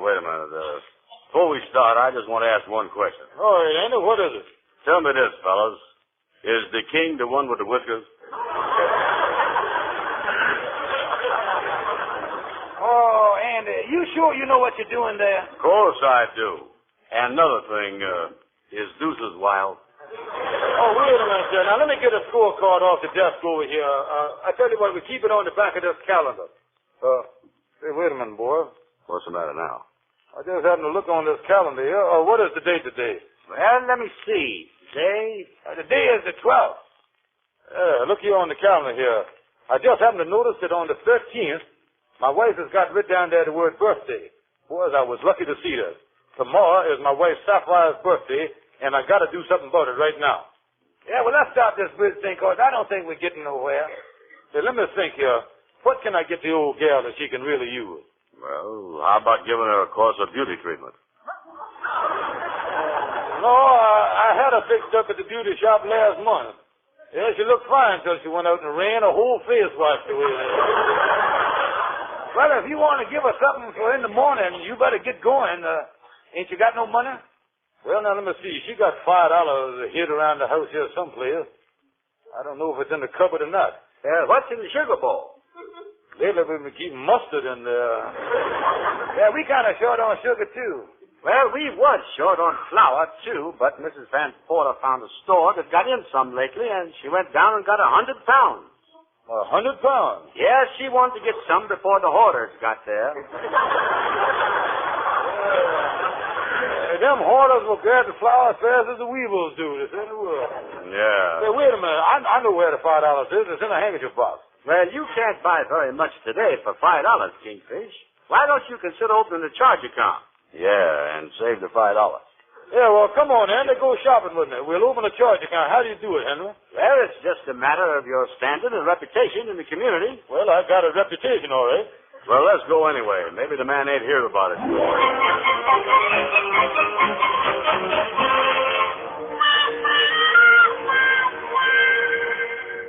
Now, Henry, before we go into the credit department here to see the man, get an honest look on your face, will you? Yeah, well, here we go. Yeah, and when I walk in, I'll say something about the weather. That's always surefire. How you do, sir? Nice day. How do you do? Yes, it is a lovely day. Well, I didn't know it was that good.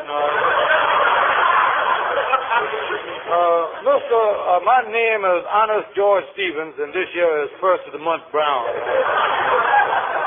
And what can I do to make you gentlemen happy? We coming to that now, mister. Oh, well, sit down. Oh, but not on those hard chairs there. Take these soft chairs here. There. Comfy?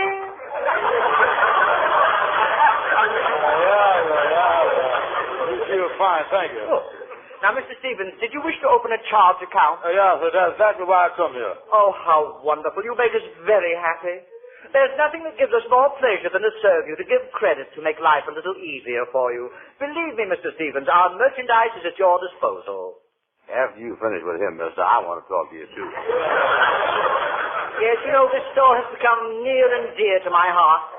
I have seen the sweetness and understanding that we all have toward our customers. Oh, I've been here many years. Years, huh? It's not generally known, but confidentially, I am on my 3,221st carnation. Well, congratulations. That's quite a stretch you've done here. Yes. Well, gentlemen, I want you to know that our entire stock of merchandise in this store is yours. Yeah, can we start carrying out the stuff now? Yeah, we ought to have brought a trunk with us, you know. Yeah. Now, first, let us make sure we have your name spelled correctly, proper address, so that nothing will go astray, and so we will know where to mail the, oh, how I hate the word, bills. Yeah, we got to get them sooner or later. Now, gentlemen, these routine questions, I want you to see our credit manager in the next room. Just a formality.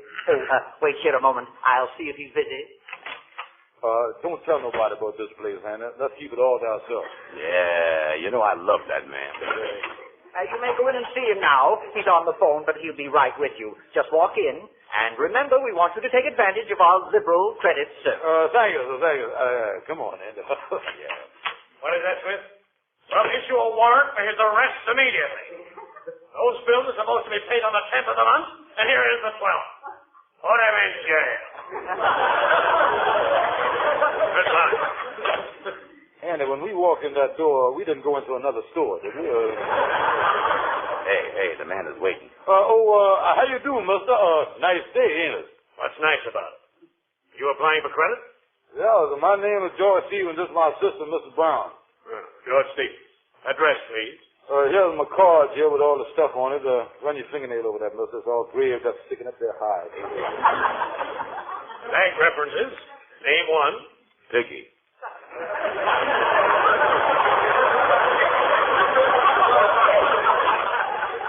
Mr. Stevens, what is your occupation? Now, there's a funny thing. I was just looking through the help wanted ads today. You mean to say that you don't have any means of livelihood? Oh, sure, but I couldn't bring her with me today. She's working. Yeah. Oh, no money, no occupation, no references. The answer is no charge account. Good day, gentlemen. Yeah, come on, Anna. I done decided I ain't gonna give this place my business. No. Well, there you are. Is everything taken care of? Oh, I was upset. The man refused to give me credit at the store here. Oh, what a shame. I know just how you must feel. You do? Yes, they won't give me any credit here either. Well, you missed there, Kingfish. Trouble is with you, you're always trying to get something for nothing. Yeah, you're right, Andy. That's my trouble, all right. I was always after something that's just out of my reach. I'm always chasing rainbows, watching clouds drifting by. My schemes are just like all my dreams, ending in the sky. Some fellows look and find the sunshine. I always look and find the rain. Some fellows make a winning sometime. I never even make a game. Believe me, I'm always chasing rainbows, waiting to find a bluebird in vain. I'm always chasing rainbows, watching the clouds roll by, drifting by. My schemes are just like all my dreams. They're always ending in the sky so high. Some fellows find the sunshine, I just find the rain. Some make a winning sometime. I never make a game. Believe me, I'm always chasing those rainbows, waiting for a bluebird, waiting for the right word. But I know it's all in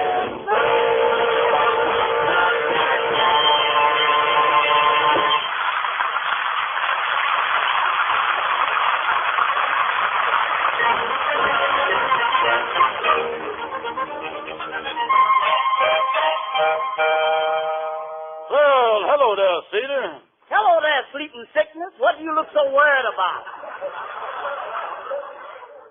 Cedar, I gotta buy my wife a present. What have you done wrong now? No, I ain't trying to cover up nothing. No. I just happened to pick up a calendar that she had at home, and I see the birthday is tomorrow. I'm pretty lucky even seeing it, too. Well, seems to be a lot of birthdays around this time of year. Mrs. Van Porter had one last week. Oh, she did, huh? How old was she? Well, she's like a lot of women I know. She took 40 years to get to 33. Is women ashamed to tell the right age? Kingfish, a woman's age is like a speedometer on a second-hand automobile. You never know how far she's been set back.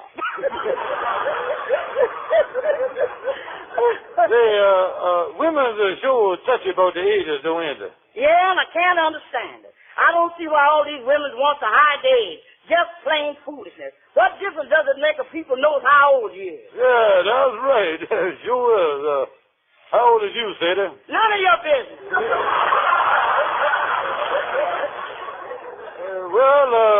I still say that a woman ain't got nothing to worry about people knowing her age. She can go to a beauty shop once a week and they can fix up her face to keep her from looking old. Yeah, but don't forget one thing. A smart man can always read between the lines. Yeah, funny why women's hide their age. Kingfish, I got a little piece of poetry here that every woman ought to hear. Yeah, what is it? It goes like this. You women are a funny lot when you discuss your age. As you count through the book of life, you sometimes skip a page. Why do you hate to admit those years after you pass maturity? You gotta come clean someday, girls, to collect your Social Security.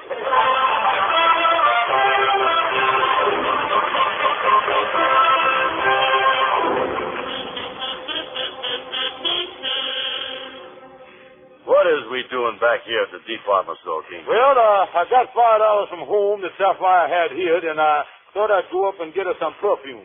Oh, that's good. There's the elevator right over there. Yeah, let's get there. We got it all to ourselves here, and we'll get in there. Going up, mister? Going up. We don't go sideways, bud.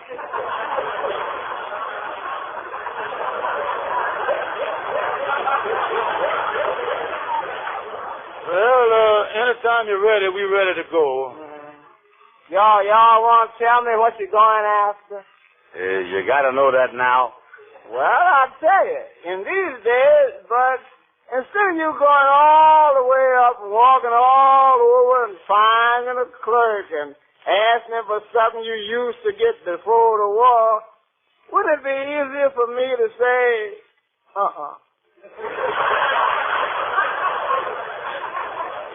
Well, now, listen, couldn't we get started going up? All right.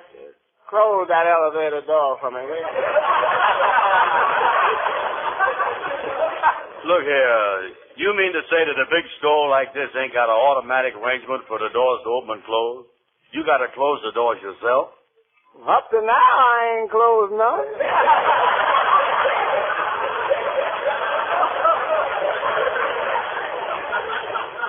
Tell me this, how will I know when I got to the floor where the perfume is? You have a double check on that. I'll tell you and you'll smell it. And I guess I'll lean against this lever here and start off. You know, if they don't put push buttons in here, I'm going to picket this place. Well, here we go. Second floor, home furnishings. No radio, no stove, no washing machine, no electric iron, no refrigerator, no home furnishings at all.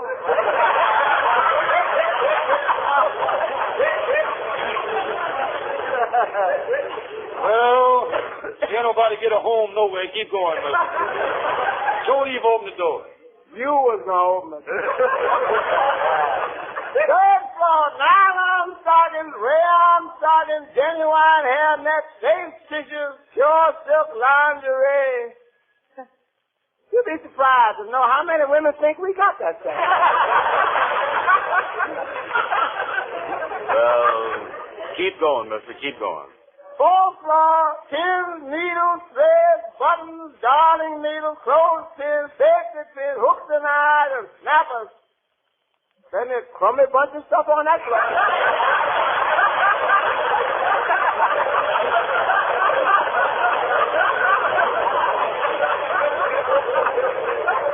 Hey, tell me this. When do we get to the perfume floor? Boy, we in the smelling distance now. Yeah. Fifth floor, lipstick, powder, face cream, cosmetics, makeup, and special perfume with names you can't understand and same go for the prices. Yeah, well, we finally got you. Let's get out, Kingfish. Yeah, go ahead. Say, Bud, come here a second, will you? Leave? Mm. What do you want? Listen, Bud. What's that? Close that door for me, will you?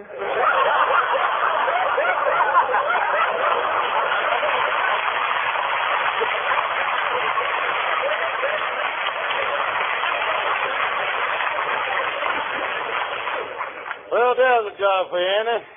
That fella just sit there on the elevator and the public do all the work. Yeah. I wonder if they got a vacancy. Here's the perfume counter right here. There's a girl to wait on her. Wow, look at there. Calm yourself, Dan. How do you do? Hello? Just what do you have in mind? There must be some way of answering that without getting thrown out.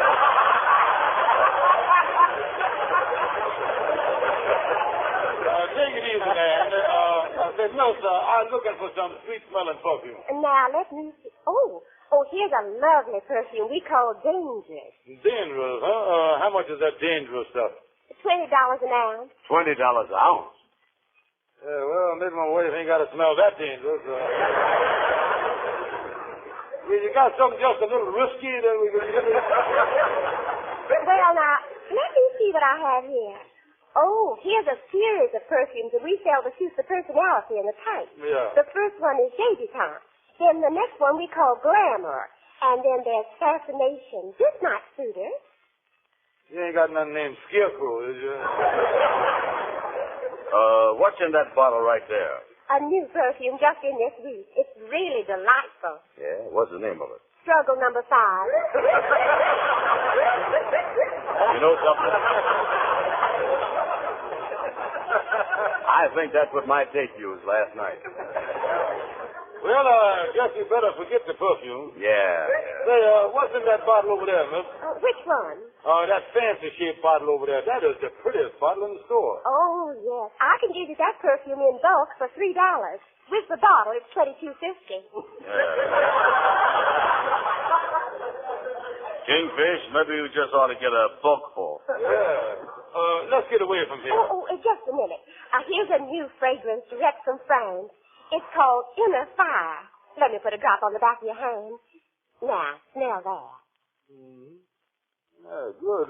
Take a whiff of that, Andy.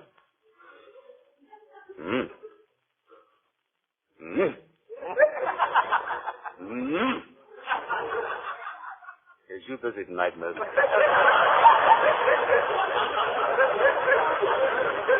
Hey, this is pretty good. How much is this, miss? $36 an ounce. Yeah, well, I might take some of this. Could you let me have $2 worth? Well, you got that on the back of your hand. Come on, Andy, come on.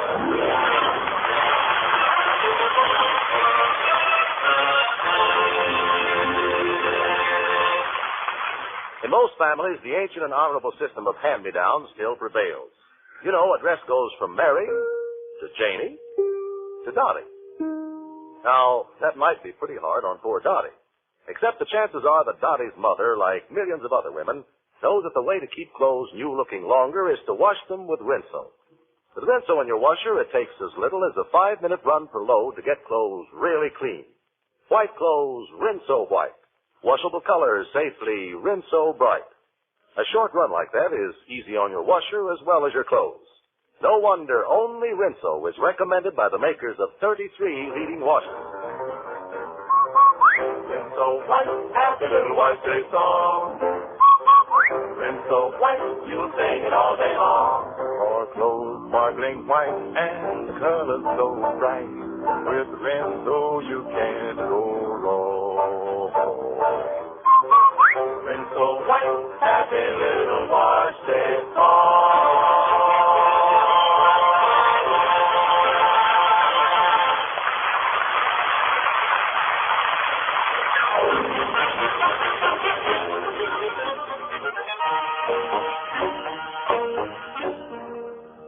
Well, then, let's look around on the floor here and maybe get Sapphire a kimono for her birthday. Yeah, that's good. Yeah, lucky thing I see that on the calendar, you know. I'll give it to her early in the morning, too, for a present. Yeah. Hey, look at here. What's Shorty doing on this floor with kimonos and women's dresses and all this stuff? Hey, well, hello there, Shorty. Well, I mean, daughter, you can. What's new? How's it? What did you? I was just. Hiya, fellas. Hey, Shorty, what is you doing in the women's dress department? I'm looking for a size 36. 36 what? I don't care as long as she's pretty. Yeah, well, the reason I was up here, Shorty, is because I really got a problem. My wife's birthday is tomorrow, and I got to think of something to get her. You know something? I had that same problem about last week. See, it was my girl Josephine's birthday. I didn't know what to get her. Yeah, well, it's tough, all right. Yeah, but I finally come right out and asked her point blank what she wanted. She was very unselfish about, she was very unselfish. She said, sweetheart, get me something that we both can enjoy. Oh, that's wonderful. What'd you get her, Shorty? A lipstick. Yeah, well, I want to get something in women's clothes for Sapphire. Shorty, you got pretty good taste. What's your preference in women's clothes? A woman. Hey, boy, what I got to get in my way, I got to get her something, Shorty. Yeah, see, there's a women's department back through the archway there. You could go in there. Or I'll tell you what you could do. What's that? I know a lot of husbands that go up on the 7th floor and to get their wives to come down dress. Come down dress? Yeah. Why did the husbands call it that? But because the husbands go up there and they see them on live models, they take it home and their wife puts it on. It's such a come down. So long, fella. So long, fella. Well, he ain't no help to us, ain't he? No, let's go over this way. Yeah, what's in that room over there? Got a sign over the arcade there. What's that? Oh, that's, A-N-T-I... Well, that's anticipation shop. Yeah, you might find something in there. Come on, let's go in there. Well, what did that word anticipation mean? You are the most ignorant man I'd ever see. It means that people is anticipating the birthday. Oh, yeah. Yeah, let's walk over there. Yeah, got some dresses on the rack in here. Look at that. Yeah, they sure is. Yeah, here's a rack with her size on it right here, 36. Yeah, I'll take one off the rack here and hold it up here. That is the biggest 36 I've ever seen. Hey, hold that up in front of you there, ain't it? Yeah. That's fancy, too, ain't it? Yeah. That laces up like a football. Yeah. Say, wait a minute. Here comes the lady now. How do you do? Something I can do for you? Yeah, I want to get one of these dresses for my wife. All right, well. Now, when does she expect the big event? Tomorrow. Tomorrow? And you're getting her the dress today? Yeah, I wanted to wear it tomorrow night when we go out dancing, you see. Dancing? Oh, yeah, we do it every time. That's always a custom with us, you see. Oh, yeah, they really jump around, them two. It's none of my business, but I still think you're getting it rather late for the event. Well, lucky I remembered it all. If I hadn't looked on the calendar, I wouldn't know nothing about it. Well, this is very unusual. How many is it for your wife? Well, confidential. She don't want to generally know it, but it's the 40th. 40th? Yeah, but she wants people to think she's so young that she tells everybody it's just 37. That's Oh, this is too much. Yeah, well, hey, lady, come back here just a minute.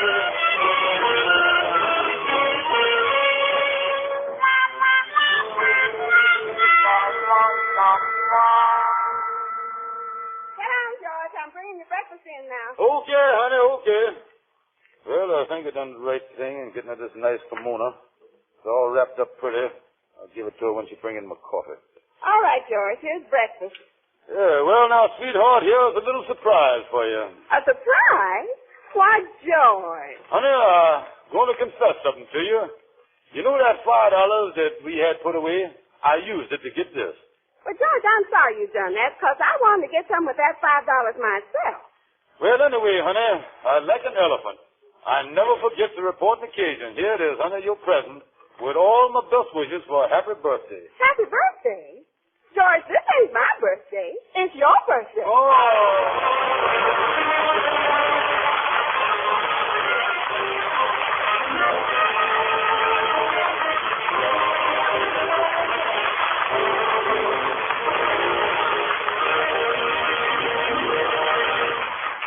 You know, Ann, I've believe some folks really like to get all tired and wore out from working too hard. Oh, no, you're wrong there, Amos. Yeah, that's one time I agree with you. Yeah, I is wrong. And that's why I hope the ladies listening will pay special attention to what Mr. Carlton Goodell has to say. About wash day. You see, ladies, you don't really have to break your back scrubbing clothes on a washboard. Not if you use Rinso. Those soapy rich suds soak clothes clean, often in as little as 10 minutes. Because Rinso gets out stubborn dirt fast. Then a few quick finger rubs on extra soil places will help you to turn out a wash that's right. Rinso white. And washable colors Rinso bright. So make your wash days easy Rinso wash days for top results. But remember, if your grocer has to tell you occasionally that he's out of Rinso, it isn't his fault. New shipments go out regularly. So ask again. Rinso's worth waiting for. Happy birthday to you Girl Scouts. Thank you, folks, and good night. Good night, everybody.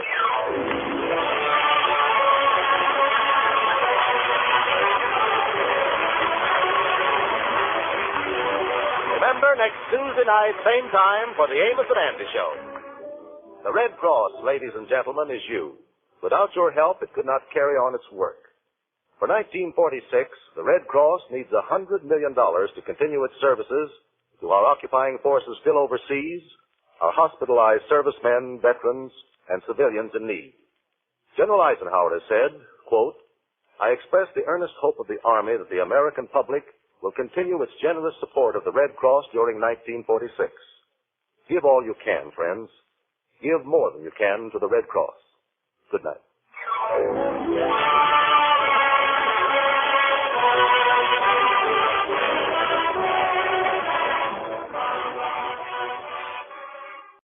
Palmolive Soap, your beauty hope, and Luster Cream Shampoo for soft, glamorous, caressable hair bring you Our Miss Brooks, starring Eve Arden.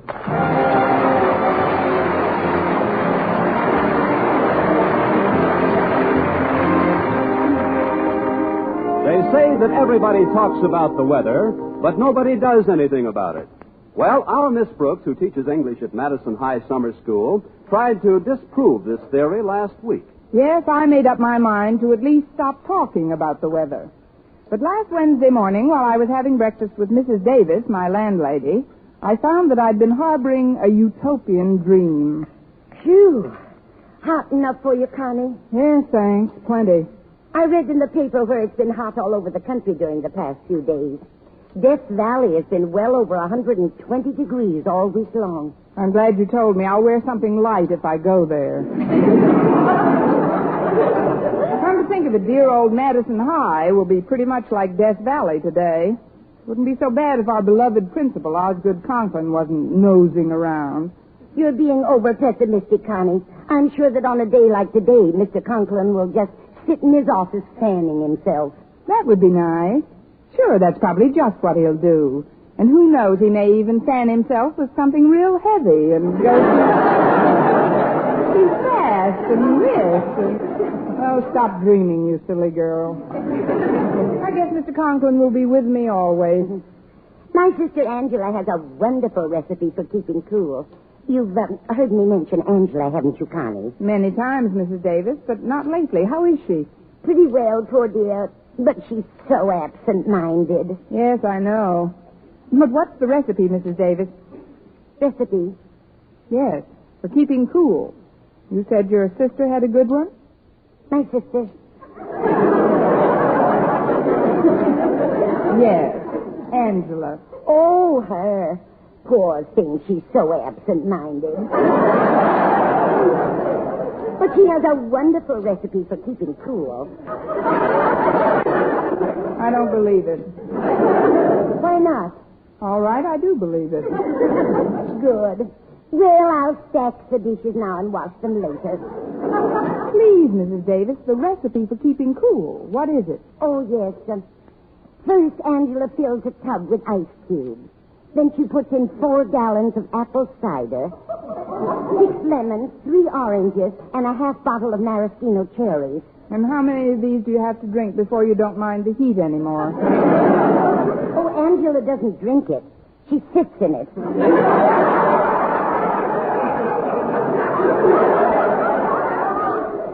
Serves me right for asking. Well, I might as well go all the way now. Why the maraschino cherries? I asked the same question, Connie, and Angela said she doesn't know. But she tried it without them, and somehow it just wasn't the same. I see. Well, so much for the world of sports.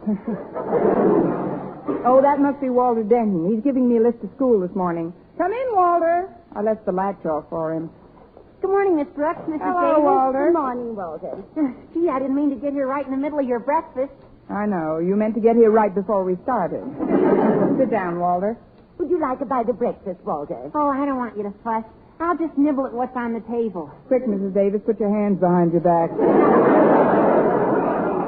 you'll excuse me now, I have some laundry to finish. Okay, Mrs. Davis.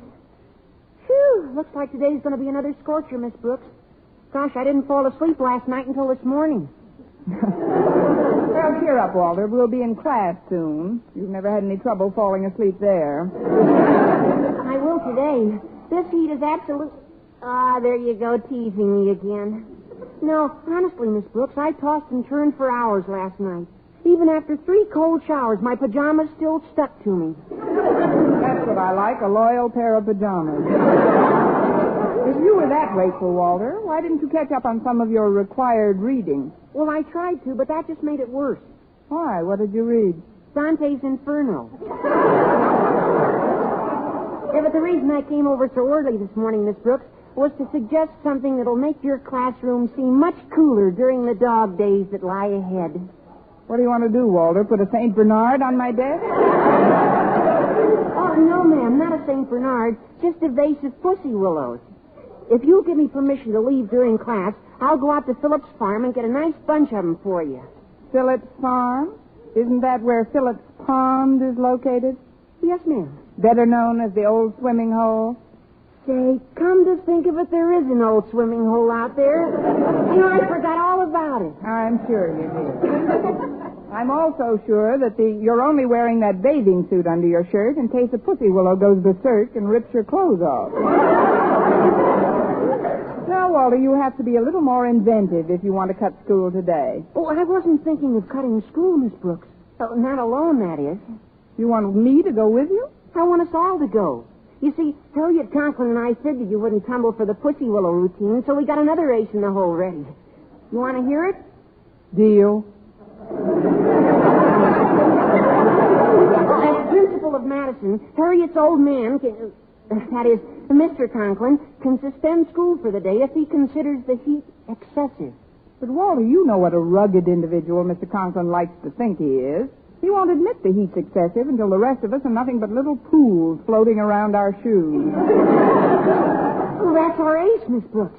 Harriet told me why her father is so heat resistant. He keeps a little electric fan stashed in his desk drawer, and no matter how hot it is in the rest of the school, he's reliably comfortable. Well, what can anybody do about that? Oh, plenty. Now that you're in this thing as deep as we are. Just a minute, Walter. I am not, as you say, in as deep as you are. But I'm interested, so keep shoveling. Well, as you know, Mr. Conklin hates my Mr. Conklin isn't too crazy about me. Yes, I know. Hence, it is logical to assume that if caught prowling about his office during school hours, nothing more might be heard of me but a small gurgling noise. As for Harriet, she can't leave her classroom either. QED. It's you or nobody. You mean, in a word, sabotage. I'm sure you've heard of the expression, I'll fix his wagon. Yes. Well, we want you to break his fan. Oh, no, please, Walter. That's going too far. I realize it's a terribly warm day, but the most I could possibly do is talk to Mr. Conklin. That's it. I'll reason with him. I'll tell him how uncomfortable it is in the classrooms, and then I'll point out how refreshing a little holiday would be for all of us. Then I'll bring up the renewed vigor with which we'd return to our duties tomorrow. And then? Then I'll wait till he isn't looking and break his fan.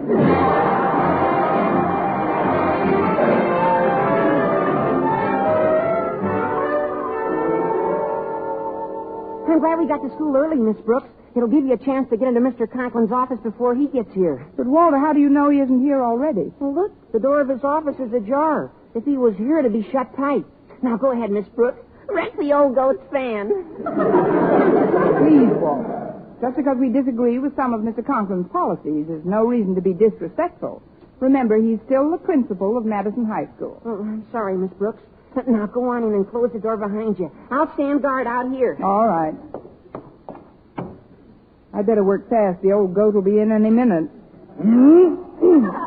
Mr. Conklin, I didn't know that you were here.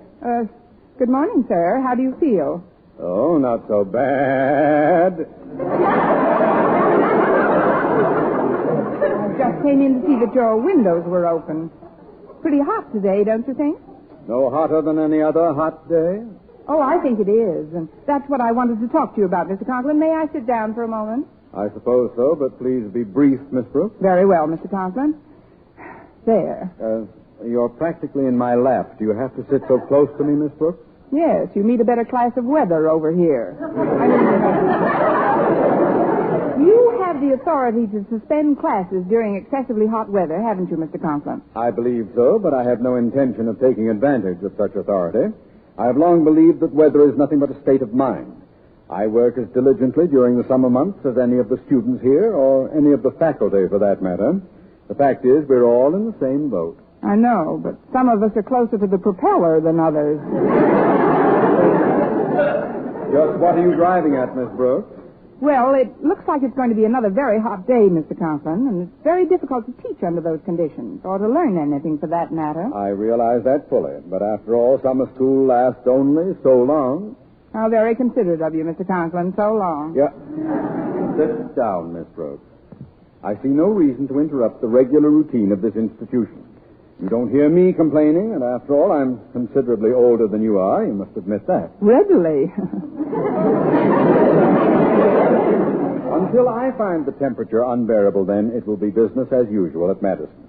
Now go to your class, Miss Brooks, and forget about the weather. All right, Mr. Conklin, but I've certainly got to hand it to you. I think it's wonderful the way you carry on in spite of the many discomforts that confront us all.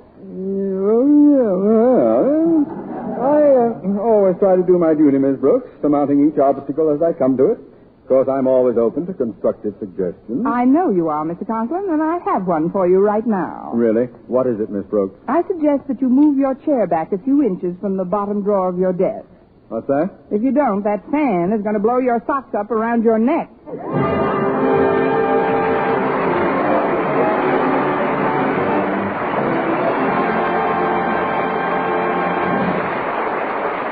Our Miss Brooks, starring Eve Arden, will continue in just a moment. But first, here is Vern Smith. For bare skin beauty, it's bath-size Palmolive with its famous beauty lather. Yes, bath-size Palmolive for loveliness all over. There's something thrillingly new in this wonderful beauty lather of bath-size Palmolive soap. New fragrance, new charm, new allure. See if Palmolive in your daily tub or shower doesn't leave your shoulders, arms, and back, yes, all of you, softer and smoother, completely lovelier all over. You'll thrill to the tender whisper of perfume it leaves on your skin. A whisper that says, come hither to romance.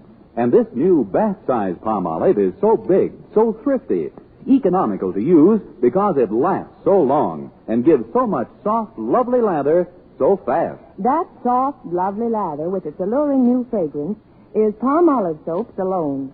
Palmolive's famous beauty lather. Yes, a new fragrance, new charm, new allure that can make every woman a vision of delight in the new revealing fashions that show so much more of you. So remember, for bare skin beauty, it's bath-size Palmolive with its famous beauty lather.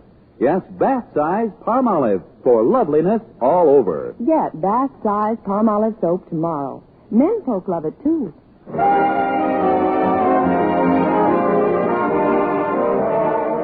Well, in spite of the steadily mounting heat, I got my first class underway and was about to embark on a question period when I noticed a mild commotion toward the back of the room. It centered around Stretch Snodgrass, Madison's star athlete, very definitely a three-letter man. Scholastically, he's a three-letter man, too. After reciting A, B, and C, he's very definitely dead. Anyway, I hurried down the aisle to see what all the buzzing was about. Step back, everybody. step back. Give him air. What's going on here? Stretch, Miss Brooks. He can't stand the heat. He just sort of groaned and slumped down in his seat. He's in a dead faint. A dead faint? Yeah, a dead faint. Nice to hear from you, Stretch. Let me open your shirt collar. Oh, no, Miss Brooks, don't open it. I don't know why you button it on a day like today, anyhow. Oh, please, Miss Brooks, don't open my You shirt. just be quiet. There. Well, no wonder you didn't want your shirt opened. Embroidered undies. And what a lovely sentiment on your undershirt. Crystal Lake Bathhouse. If not returned by 6 p.m., another day will be charged for. Charged for? Stretch, this is awful. What is, Miss Brooks? Ending a bathing suit with a preposition. Now, what is all this painting about? He can't take it, Miss Brooks. The heat's too much for him. And he's a great athlete, Miss Brooks. Gosh, when Stretch caves in, can the rest of us be far behind? You stay out of this, Walter. I don't want to appear abrupt with you, Stretch, if you're really distressed, but that bathing suit under your shirt militates against the legitimacy of your faint. You must admit that. Oh, sure, I admit that. Good. What does it mean? We might as well own up. It was a plot, Miss Brooks. We thought if Stretch keeled over, Daddy would have to suspend classes for the day. Harriet Conklin, I'm surprised at you, tricking your own father. Wonder if it would work.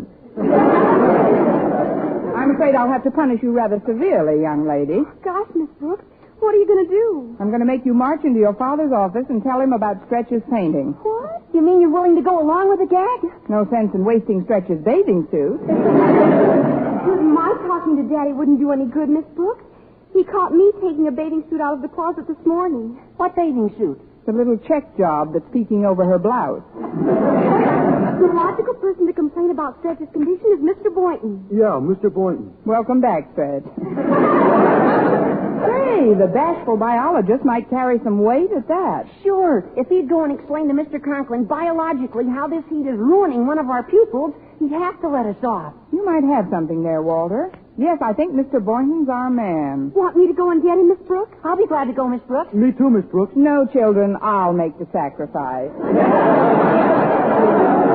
I'll get Mr. Boynton and bring him back here. Harriet, you and Walter take Stretch into the hall and start fanning him with a handkerchief. Okay, Miss Brooks. Just walking down to the lab should cool you off a little. Believe me, Walter, going to see Mr. Boynton is no way for me to cool off.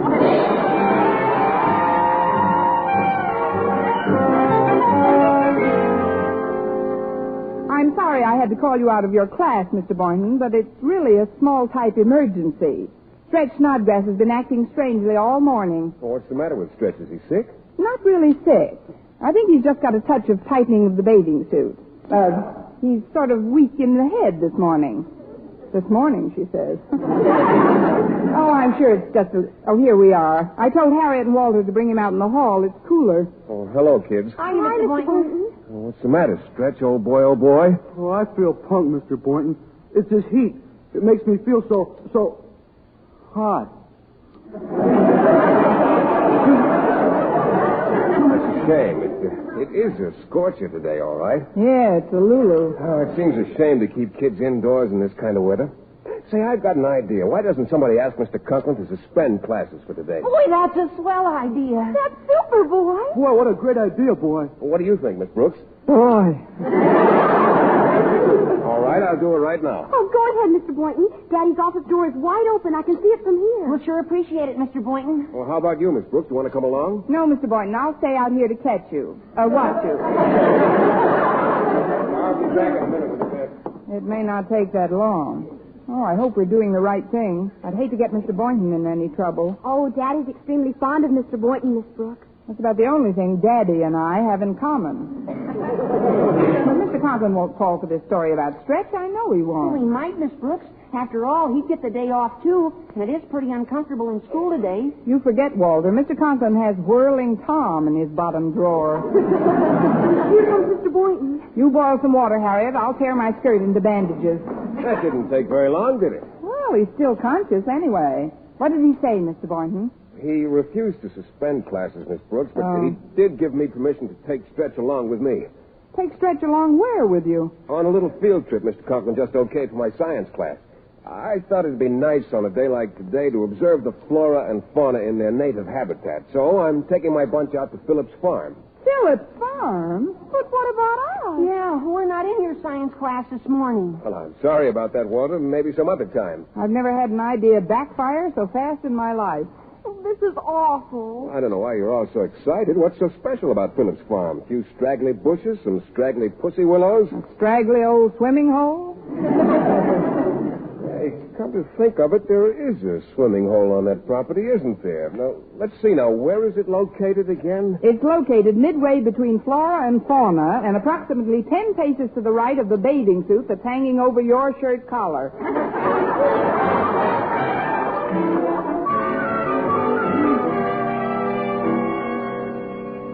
We gotta work fast, Miss Brooks. Harriet may not be able to keep her father out of the office much longer. That was a good idea she had, to put those bells on her bicycle and make believe she's a good humor man. Yeah.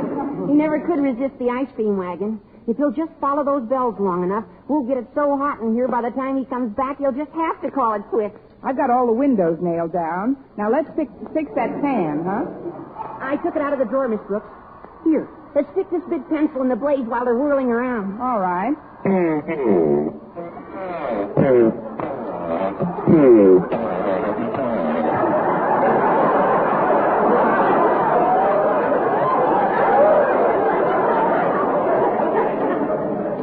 What happened? Anybody want 6 little pencils?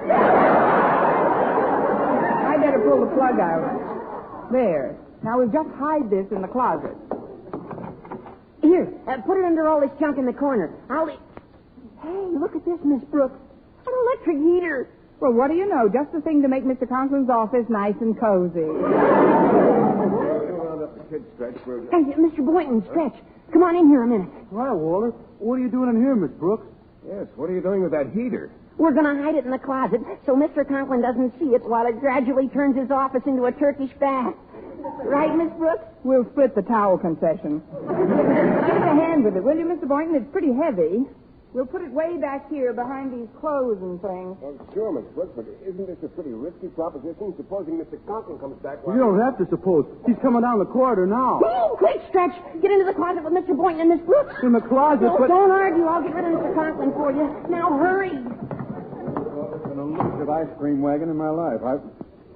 Denton, what are you doing by my closet? Oh, just closing it, sir. I didn't want you to be caught in a draft. I came in to ask you something about Phillips Farm. I've been waiting and... where have you been, Mr. Conklin? Me? I was just chasing away that confounded ice cream man. Too tempting for the students. Oh.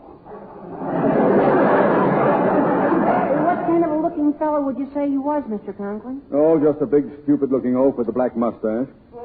But you mentioned Phillips Farm. Are you the student Mr. Boynton's taking out there because of the heat? Me?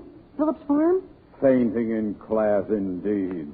He didn't mention any names, but I knew it was some weak-kneed, lily-livered creature like yourself, Denton. Yes, sir. Oh, yes, sir. I have the most lily-like liver in town, Mr. Conklin. Don't you think I better go now before I topple over again? By all means, Denton, the quicker the better. Gee, thanks, Mr. Conklin. I guess in a case like this, it's every man for myself.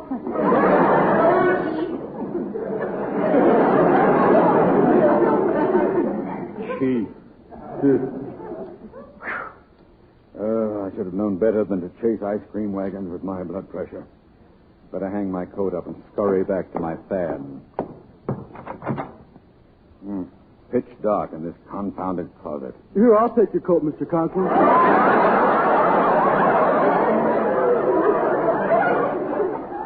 Thank you, boy. Now, handle it carefully, please. It's a rather expensive garment. I wouldn't want it... Thank you what for? What's going on in this closet? Come on in. We're having a weenie roast.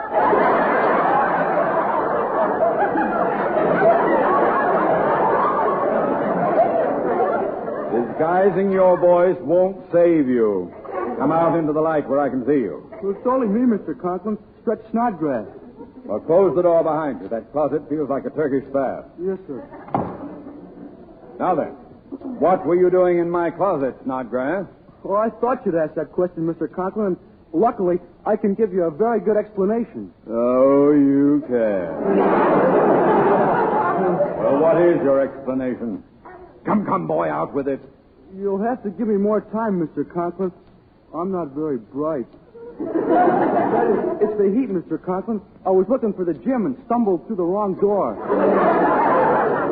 Then I'd better escort you to the right door. Come with me, boy. Yes, sir. Never seen anything like it. A warm day comes along, the whole... Brooks, I'm suffocating in this closet. What do we do? Don't worry about a thing, Mr. Boynton. Just turn over every 10 minutes and I'll baste you. This is no time for levity, Miss Brooks. If only we... Please, Mr. Boynton, you shouldn't complain. At least you're next to the door. I'm right next to a burning heater. Now, quiet. Mr. Conklin's coming back. Annoying days. Oh, my coat. Better hang it up in that Turkish bath. That closet. Now, if I could just see where the crossbar is. Oh, here, let me get out of your way, Mr. Conklin.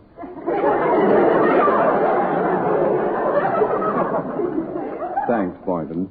Now, there we are. Nice and neat. I was just on my way to Phillips Farm, Mr. Conklin. If you'll excuse me, I'll run along. Well, go right ahead, Boynton. Have a nice time. Thank you, sir. Goodbye. Goodbye. Well, now that Mr. Boynton is gone, I can relax. Now that Mr. Boynton has gone...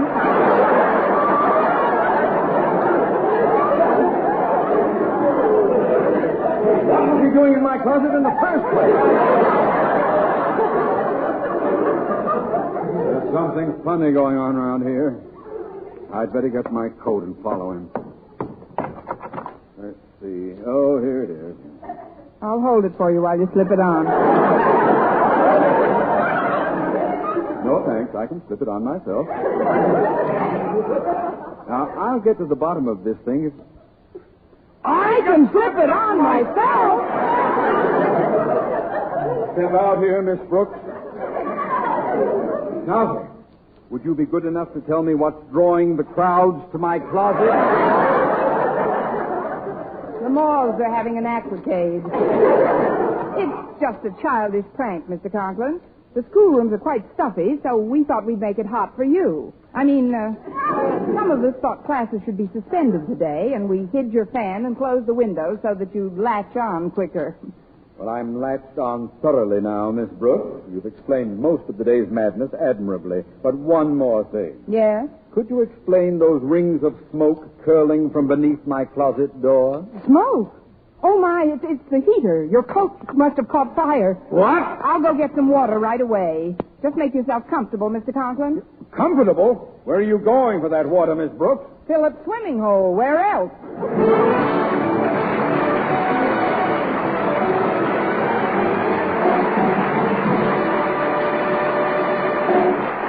Eve Arden as our Miss Brooks returns in just a moment. But first... Dream girl, beautiful luster cream girl. Tonight, yes, tonight, show him how much lovelier your hair can look after a Luster Cream shampoo. Luster Cream, world's finest shampoo. No other shampoo in the world gives Kay Dumas' magic blend of secret ingredients plus gentle lanolin. Not a soap, not a liquid. Luster Cream shampoo leaves hair 3 ways lovelier. Fragrantly clean, free of loose dandruff, glistening with sheen, soft, manageable. Even in hardest water, Luster Cream lathers instantly. No special rinse needed after a Luster Cream shampoo. So gentle, Luster Cream is wonderful even for children's hair. Tonight, yes, tonight, try Luster Cream shampoo. Dream girl, beautiful luster cream girl. You owe your crowning glory to a luster cream shampoo. And now, once again, here is our Miss Brooks. Well, he huffed and he puffed and he blew out the fire in his closet. But I left the premises before Mr. Conklin could huff and puff at me. I didn't think it was fair for me to bear the brunt of our beloved principal's wrath, and I was soon declaring myself from the banks of Phillips' swimming hole. It isn't all of you running out on me that hurts. It's the fact that you knew all the time, every one of you, that you'd wind up out here today. Gee, I feel like a heel, Miss Brooks. Help me up on the bank, and I'll go back and face Mr. Conklin with you right now. All right, Walter. The most shameful part of the whole thing is the fact that it was all premeditated. Grab my hand, Walter. Up you go now. Walter, look out. You're pulling Miss Brooks in. And with all her clothes on. Don't worry about it, Harriet. I've got a bathing suit on underneath. Next week, we're into another Our Miss Brooks show brought to you by Palmolive Soap, Your Beauty Hope, and Luster Cream Shampoo for soft, glamorous, caressable hair. Our Miss Brooks, starring Eve Arden, is produced by Larry Burns, written and directed by Al Lewis, with music by Wilbur Hatch. It's new. It's amazing. An ammoniated dentifrice that helps prevent tooth decay and tastes good, too. That's Colgate Ammoniated Tooth Powder, created in Colgate's research laboratories. Colgate Ammoniated Tooth Powder contains the revolutionary ingredients that help prevent new cavities in a dentifrice that tastes refreshingly minty, foams freely, cleans teeth effectively. Get Colgate Ammoniated Tooth Powder now. Economical 4-ounce size, only 43 cents.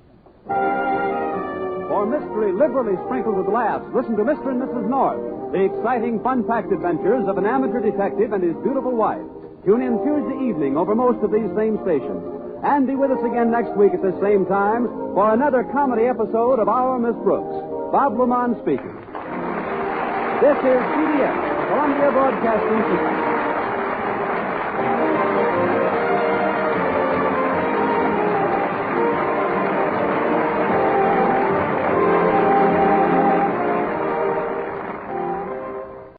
WEAF, New York, 8:30 p.m., BULOVA, Bulliver Watch Time. Bulliver, masterpiece of fine watchmaking.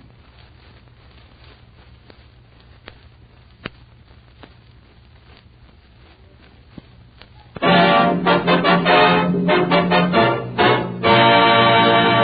pack of Avalon cigarettes, please. Yes, sir. Just a moment, sir. Don't forget your change. You'd never guess, but Avalon's cost you less. So why not always travel on with Avalon?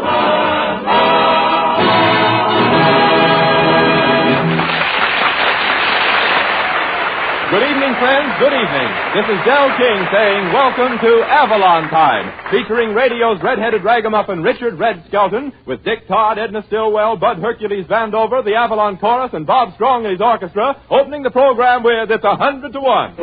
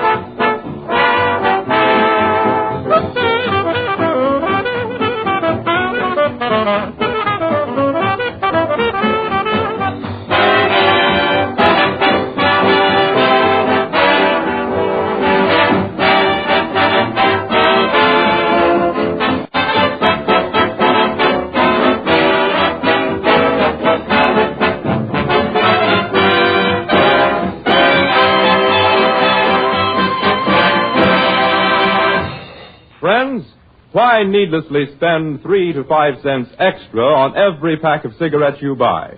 Switch to Avalon's and save yourself that money. Avalon's cost 3 to 5 cents less per pack than other popular price brands. And make no mistake about it, friends, that repeated saving adds up to $10 or $15 before you realize it. But bear this in mind. Without knowing the price, you'd never guess Avalon's cost you less. They're union-made and guaranteed highest quality. Surely a cigarette that offers such distinct advantages is worth a trial. So the next time, try Avalon's and save the difference. And now, ladies and gentlemen, with only 19 days to Christmas, I give you that little man with the jokes who's going to do his Christmas flopping early. It's Red Skelton. Thank you very much. Good evening, ladies and gentlemen. Say, that's a nice way to introduce me. Where's your Christmas spirit, Dell? Don't you believe in Santa Claus? Say, Red, do you get paid for being on this program? Certainly. I believe in Santa Claus. Yeah. Now, that's a nice way to talk after me spending the whole day trying to find you a Christmas present. Oh, you've been doing your Christmas shopping already? I'll say, and boy, what mobs at the store I went to. It was so crowded that when I scratched my back, 3 girls slapped my face. I thought it was my back. Boy, what crowds. Everybody's buying. Nobody's paying, but everybody's buying. Say, did you get to see Santa Claus while you were shopping? Yeah, and they're picketing him. Oh, they are? They want him to join the Sleigh Drivers Union. But I finally got up close and I sat on his lap, and he says, well, my little man, what do you want for Christmas? And I says, please, Santa Claus, just leave me and Marlena Dietrich's stocking.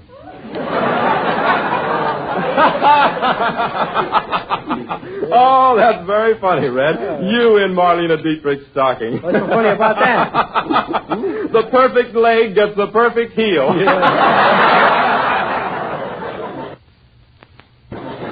Now, you ought to see the cute toys they have this year, though. They have a doll there. Oh, it's the cutest doll I ever saw. Does it say Mama? No, it's a modern doll. When you squeeze it, it says, shoot the bottle to me, John boy. Oh, it's terrific. It has a complete wardrobe of clothes and a little baby bottle. Mm-hmm. And when you feed the doll the bottle of water, Dell, you'd be surprised what happens. No kidding. They call it an Avalon doll. Don't forget your change.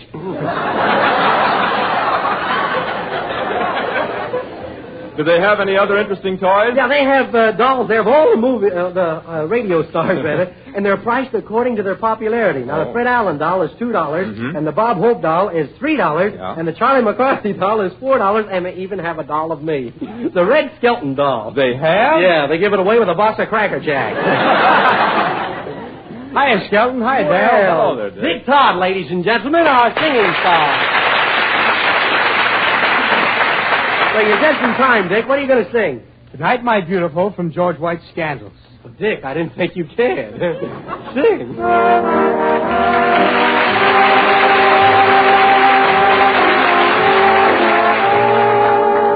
Good night, my beautiful.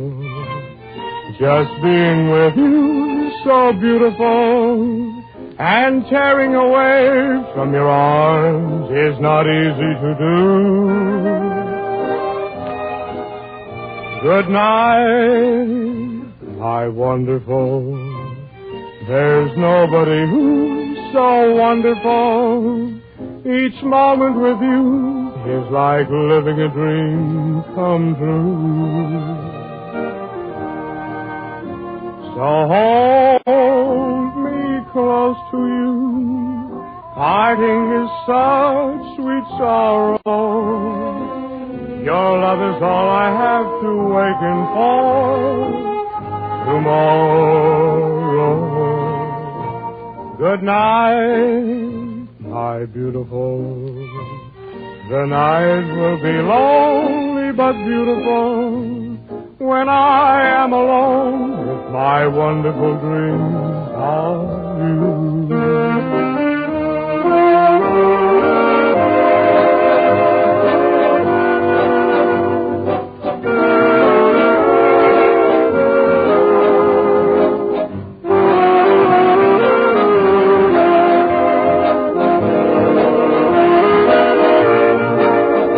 Good night, my beautiful. The night will be lonely but beautiful when I am alone with my wonderful dreams of you.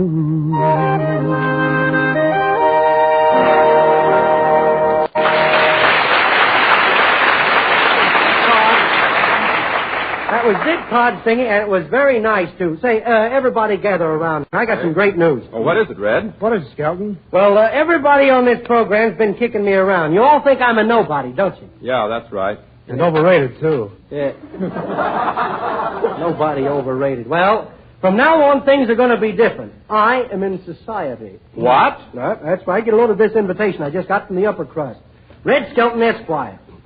This is to inform you that Lord and Lady Crutchbutt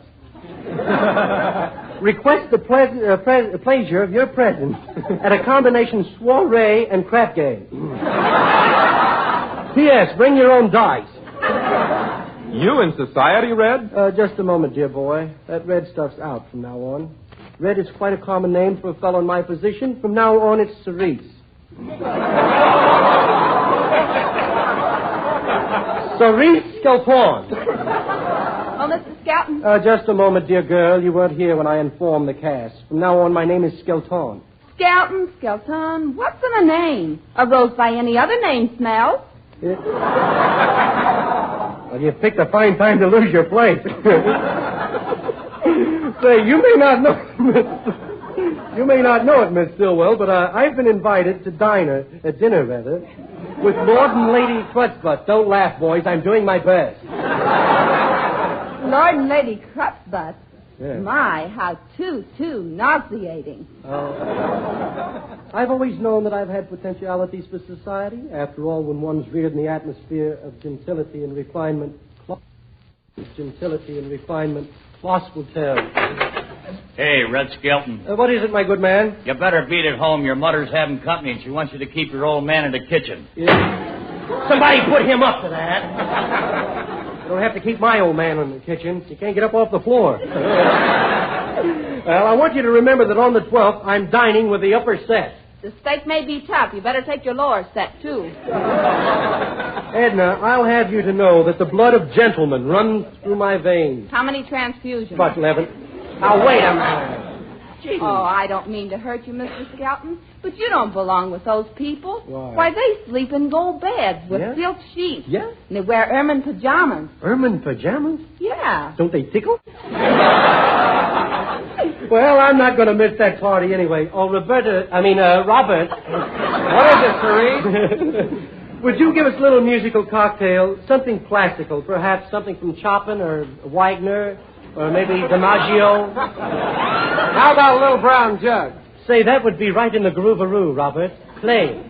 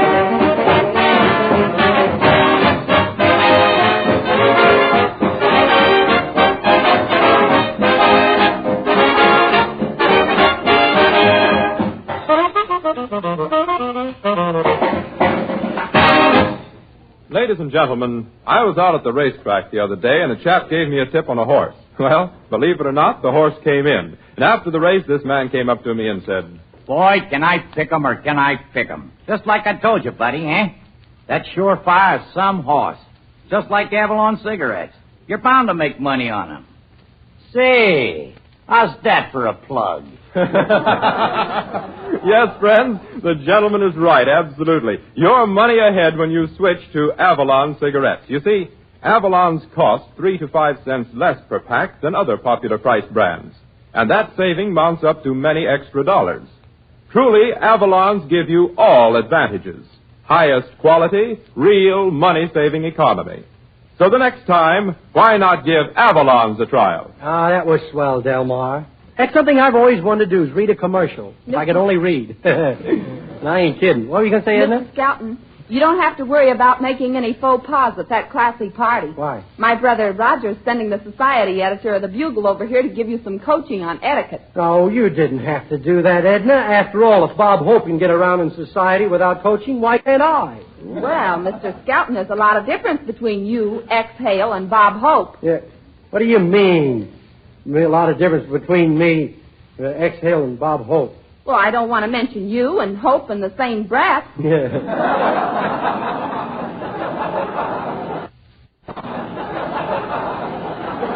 Oh, wait a minute. Oh, say, that's probably the society editor now. Come in.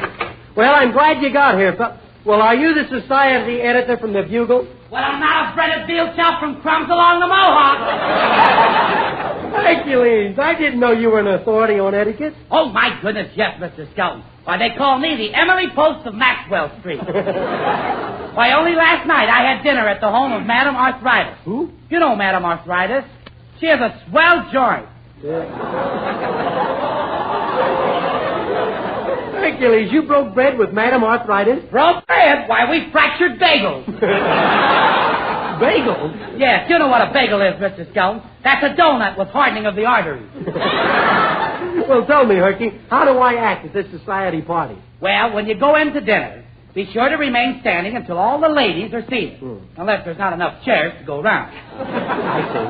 Now, if the lady at your left is wearing a fan, you take the fan and check it. Unless it's Sally Rand.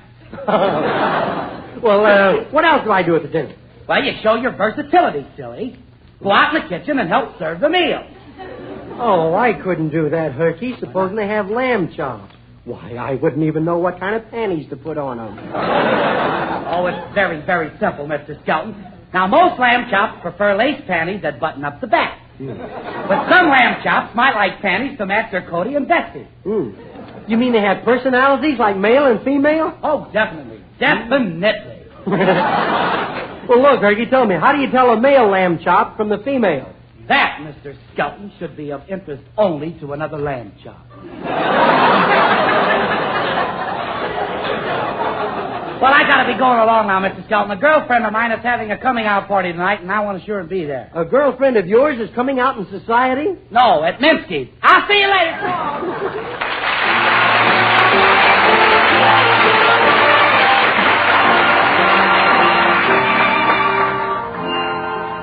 Just an echo, you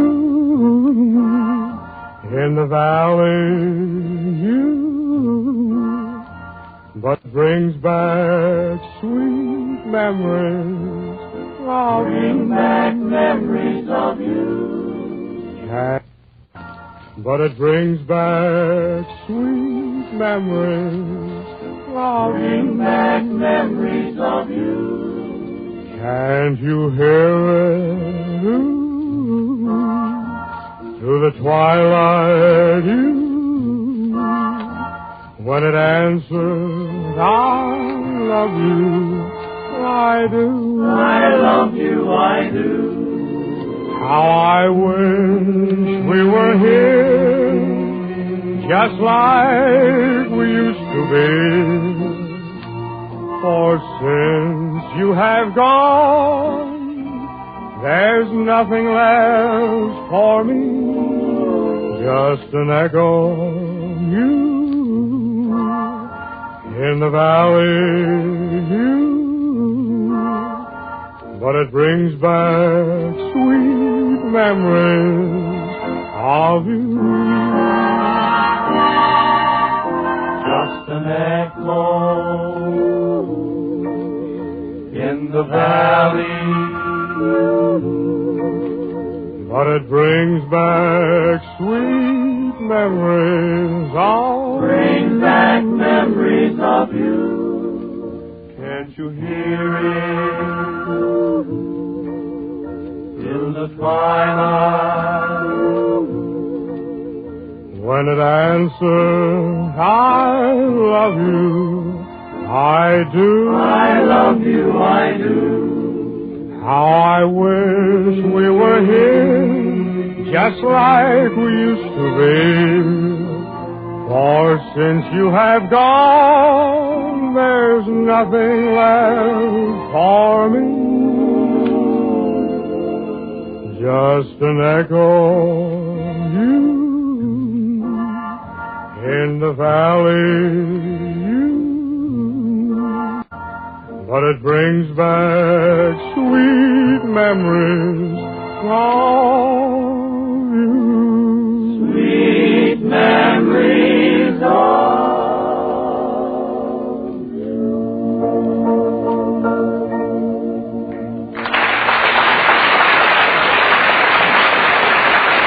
That was Dick Todd and the Avalon Chorus singing Just an Echo in the Valley. Say, that was very nice, too, Dick. Say, how about coming up to Lord and Lady Quetbutt's party and you can sing a song as a favor to me? Huh? Of course. Anything for you, Red. Okay. What's in it? Why, you mercenary beast. All right, I'll pay out of my own pocket. Suppose we call it $500. That's fine. Of course, you understand we only call it $500. Actually, you're getting $1.25. And now, ladies and gentlemen, for our slice of life. You set the scene, Del. Okay, Red. Tonight's slice of life is an incident that might be happening in your own hometown. Newlyweds on a honeymoon. Now, as the scene opens, the blushing bride, played by Edna Stillwell, has just taken out her compact to put on a new blush, while the groom, played by Red Skelton, has just paid the driver and is taking his bag out of the cab. All right, dear, get out of the cab. Well, dear, this is the hotel. Oh, it's beautiful. Yeah, it's the best hotel in Niagara Falls. The Vaccination Arms. Come on, let's go in. Darling, I don't want anyone to know we're newlyweds. Let's make believe we've been married a long time. All right, I'll ask for a room with twin beds. Good afternoon. Welcome to Vaccination Arms. Oh, we'd like a nice room. Something with a bath? No, this is a pleasure trip. Well, I have just the thing you want. Nice and airy. Has a window on every side. Faces the gasworks, the glue factory, the fish market, and the stockyard. Yes, sir, you can always tell which way the wind is blowing. Well, look, we're not exactly here on a nasal holiday. Have you got something with a view instead? Oh, that's out, isn't it? Well, I can let you have something overlooking the burlesque house. Well, there's always something coming off there. You don't understand. I'm here with my wife. Oh, I thought you said it was a pleasure trip. Well, I think we have just what you want. Sign the register, please. It'll be $6.50 in advance. That's fine. I always pay in advance. I like to start the day off with a clean sheet. That'll be $1 extra for the clean sheet. Front, show this couple to room 104. Yes, sir. It's just down the hall, sir. Follow me. Okay. Careful with that. I'm sure you'll like it here, sir. The hotel's only 3 blocks from the falls.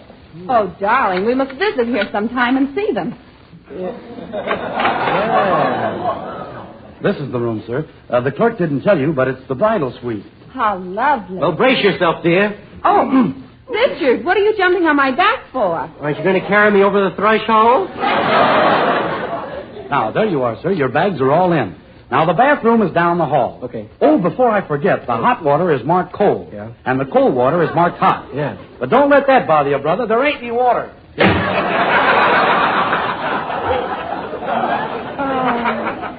Alone at last. We're going to be so happy on our honeymoon. Richard, what are you doing? Shh. I'm looking through the keyhole. What do you see? The bellboy's eye. I'll hang my coat over the knob. Just think, dear, we've been married for 3 hours. Yeah. Remember when we were engaged? Yeah. Remember, Father made to go home every night at 10 o'clock. But now we're married, and here we are on our honeymoon, all alone. Yeah. Well, how about a game of pinochle? Oh, Richard. Don't you love me anymore? You haven't kissed me for 10 minutes. Oh, Mumsy, Wumsy, put your arm around Popsy Wopsy and I'll give you a little kissy wissy. Oh, nutsy whatsy. Come in. Excuse me, I just wanted to introduce myself. I'm the upper at this hotel. What do you mean you're the upper? Well, you see, there's no lock on the washroom door, so I stand outside while you're taking a bath. And if somebody else starts to walk in, I yell, up! The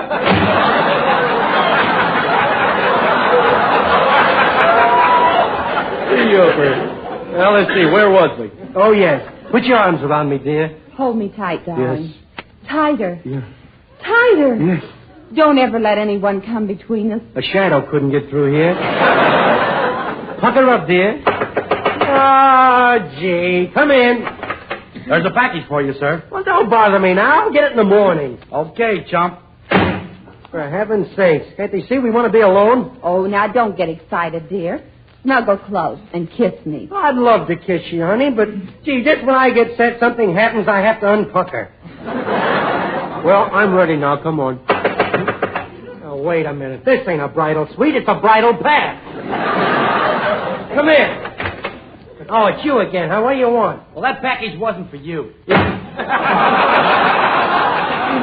That finishes. That settles it. Get the bag. We're checking out of here. Now, calm down, dear. You're just upset because it's your wedding day. Yeah. Now, you just sit down here, and I'll turn on the radio. Oh, what good's a radio? People butting in and out. Gee, I can't even be alone with my bride. Are you happy and fun? No, turn that thing off! Gee, my mother told me there'd be days like that. Oh, now, darling, don't carry on this way. You know how much I love you, and you've been so sweet to me. Oh. And I'm crazy about this engagement ring you gave me. You are? Do you really like it? Yes. Will you let me have your magnifying glass, dear? I want to look at the diamond again. Look, darling, it's quiet. We haven't been disturbed now for a couple of... Say, this is wonderful. Uh-oh. Telegram for Mr. Skelton. Oh, shove it under the door. Okay, shove the zip under. Yeah. Okay, there you are. Well, at last I found a way to keep people out of here. Who's it from, dear? Well, it's from your mother. She says, Dear children, I knew you'd be lonesome, so I took the next train to spend your honeymoon with you. Oh, my goodness.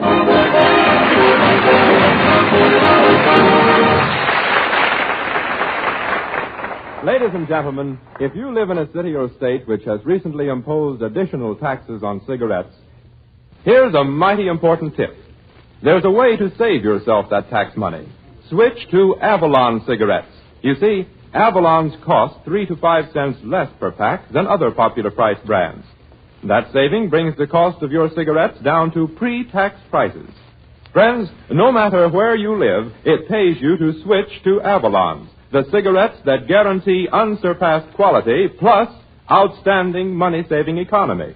Why not give Avalon's a trial tonight?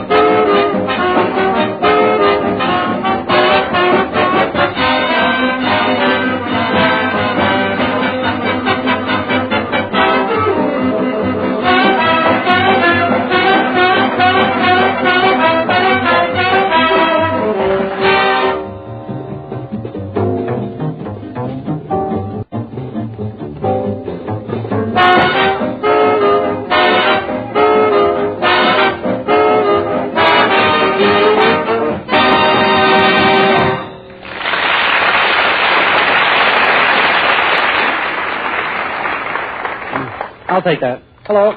Hello, Red Skelton. Yeah?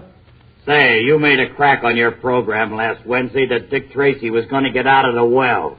How did you know? Why? Who is this? Stooge Biller. Stooge Biller? Yeah. Now, the next time you tip Tracy off, you're going to wind up without your legs. Without my legs? Yeah, we're running low on pig's feet. Good night, everybody. I'll see you next week, I hope. Goodbye now.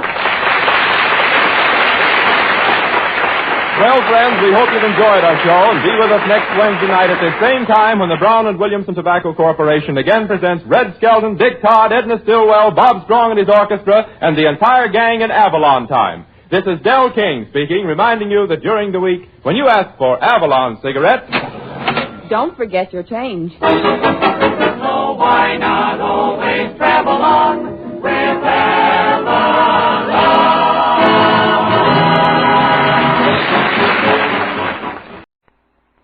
It's new. It's amazing. It's swell. T-R-E-A-L-K shampoo. Yes, Procter & Gamble's new Radiant Cream Shampoo in the handy tube.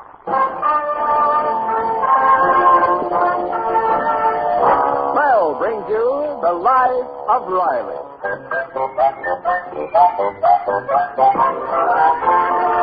Swell, the shampoo that removes unsightly dandruff in as little as 3 minutes, leaves hair more radiantly clean, radiantly lovely, presents The Life of Riley with William Bendix as Riley.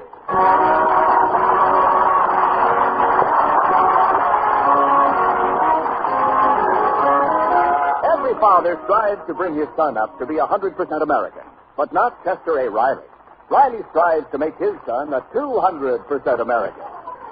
So now we find Junior Riley on a pleasant Sunday afternoon being lectured on one of the fundamental principles of the American way of life, as Riley sees it, namely that the man who gets ahead does so on his own merit. I'm shocked, Junior. I'm absolutely shocked. But, Pa, I never thought my own son would act like that. But, is this the way I brought you up? No, Pa. Why did someone do a thing like this? I'm sore, Junior. I'm really sore. I'm burning up. I'm speechless. But, Pa, I want to hear your excuses. Oh, you're home, Riley. Where were you all afternoon? Never mind where I was. Peg, ask your son where he was. I tell you, I'm so burned up, I'm speechless. Yes, I know. I could hear you being speechless 2 blocks away. Where do you hear this, Peg? And you always said that Junior is the kind of a kid I was when I was a boy. Well, where do you think he was this afternoon? Junior, you went to the burlesque show. Oh, no, Mom. I was over at my math teacher's house. Oh, well, what's so terrible about that, Riley? He was raking her leaves. And ask him why. Well, I still don't see the harm. I haven't been doing so well in math, and she lives over in the next block. So I figured if I could rake leaves for her, I'd stand a better chance of getting a good mark. Rightly. Out and out rightly. Here I raise a boy, and I have hopes that someday he'll turn out to be a banker or a doctor or an engineer. And what do I get? A politician. Now, wait, Riley, it isn't that bad. Just because he raked the teacher's leaves. You don't understand, Peg. It ain't the teacher's leaves. It's the principal.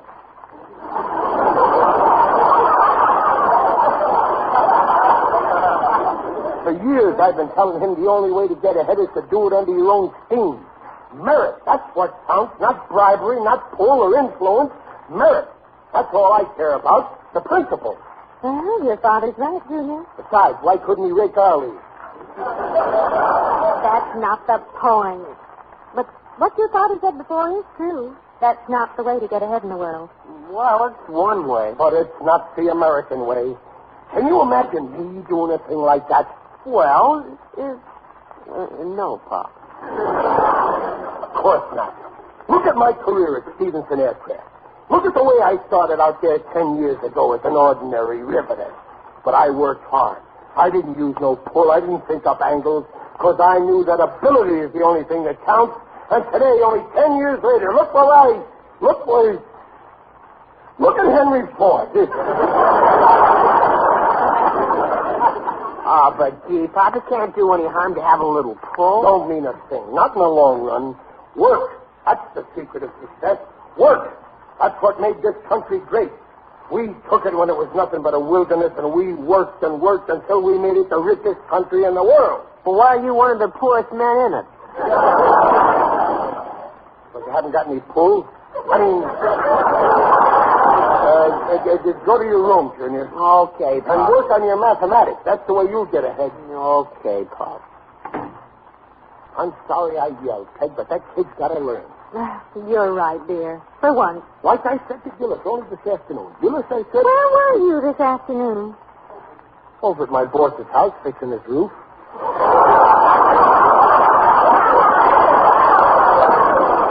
Well, that's good. We can use the extra money. You bet we can.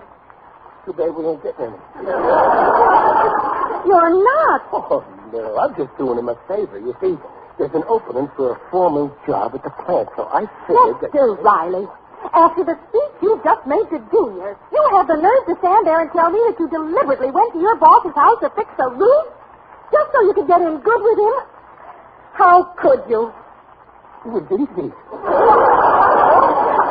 Oh, I can't understand you, Riley. Let me explain, Peg. The boss happened to drop this remark about a leak in his roof, so Gillis offered to work on it. And being Gillis is my best friend, I offered to help him.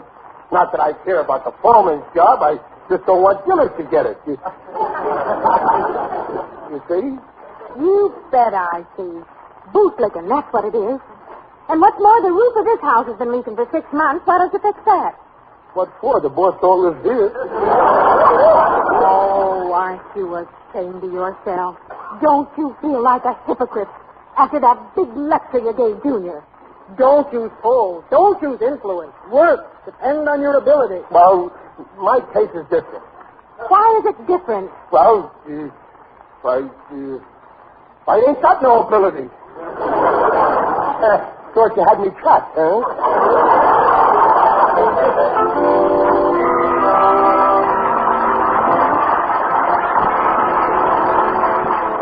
Hi there, Riley. Oh, hi, Gillis. What's the matter, pal? Did you get out the wrong side of the bed this morning? I had an argument with Peg last night. You know what she said to me? How should I know? I ain't the type person who goes snooping around at night, eavesdropping on his next-door neighbors. Well, she bawled me out for fixing the boss's roof with you. Boy, I told her off plenty. You were right. After all, you ain't got no ability.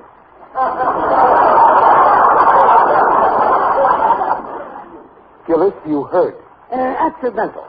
I was out walking my dog, and his leash got caught on your front doorknob. But believe me, pal, when I heard her rip into you, it sure burned me up. I was so mad, I know you were speechless. Yeah. But sometimes, Gillis, I wish you were earless, too. You know, Riley, that wife of yours sure has got another nerve making cracks about us helping out on our boss's roof. Well, sure. After all, we got to think of our future. Sure, we want to get ahead. We got families to think of. Yeah, we're doing it for our families. Let them call us hypocrites. Let them say we're bootlickers and toadies and boss lovers. Oh, Gillis. She was right. I ain't fit to associate with human beings. Yeah. I ain't fit to associate with human beings neither. We just have to go around with each other. I'm ashamed. A body without a soul. What's the use living when you lose your self-respect? No, well, wait a minute, Gillis.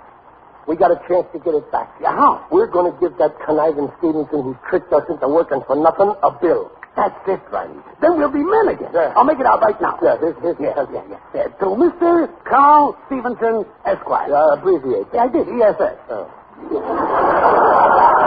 For professional services rendered. Ipso facto, fixing one roof. What's the ipso facto for? I don't know. I seen it on a bill somewhere. Well, leave it in. It looks good. Fixing one roof. 4 hours at $3 per hour. Total, $12. Double time for working Sundays. Yeah, make $24. 3 coats consumed on the job. But we took him out of his ice spot. Well, he don't know that. That makes a grand total of $24.15. $24.15. Boy, I'm beginning to feel like a man again. Good. Riley, you think maybe when the boss gets this bill, he'll blow his top and maybe fire us? Huh, baby? Well, let him. I don't care. I ain't afraid. And to prove it, give me that pencil, Gillis. I'll sign it. Gillis. There. You're right. And to prove I ain't afraid neither, I'm signing it, Riley. Give me that pencil. R-I-L-E-Y.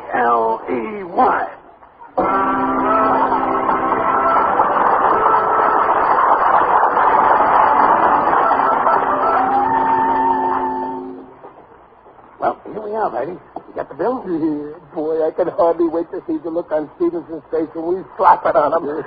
Well, let's go in, Riley. No, wait a minute, Gillis.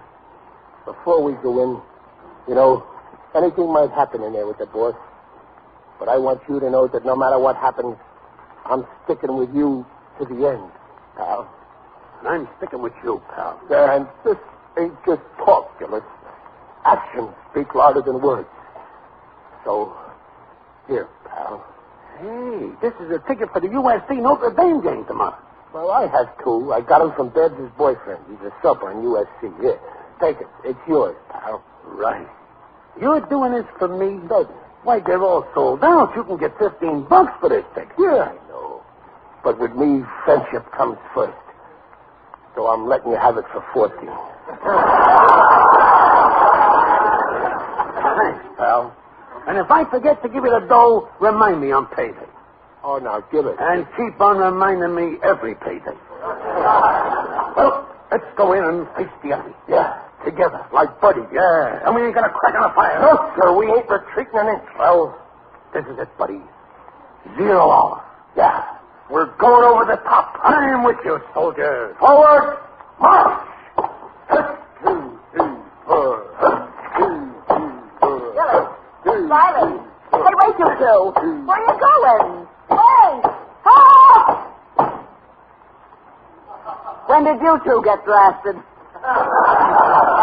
Billy, we're here on business. Yeah, serious business. We want to see the boss. We'll come back some other time. He's in a bad mood. He's going over the cost sheet. Well, we're in a worse mood. Tell him we're here. But, Riley, I'm warning you. Yes, Mr. Stevenson? Billy, what's this $8 item here against transportation? Oh, that was Albertson in the machine shop. He went down to Santa Monica to pick up that box of special rivets, and he took a taxi. Oh, he did he? Taxi. What am I running here, a resort? Since when did the buses stop running? Everybody around here thinks I made the money. Fire Albertson. You heard, Gillis? I heard.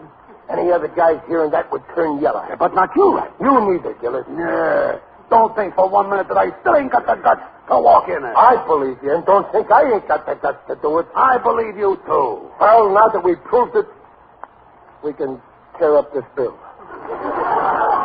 Yeah, well, after all, it's not the money. It's the principle. Yeah, let's get out of here, pal. Billy. Yes, Mr. Stevenson? I don't see a voucher here for those football tickets. I couldn't get them, Mr. Stevenson. All sold out. Shall I try the speculators? No, I'm not spending $40 for 2 football tickets. Keep on trying the stadium. He expects miracles. You boys want to be made foreman? Get him a couple of tickets for tomorrow's game. Foreman? Is that a fact? Foreman? Is that a fact? Well, he'd be very grateful. Are you coming, Riley? What? Oh, yeah, I'm coming. 2 tickets, huh? Not 1. Come on, Gillis. Huh? Oh, yeah. I'm coming. 2 tickets, huh? Not 1. See you later, Millie. Come on, Gillis.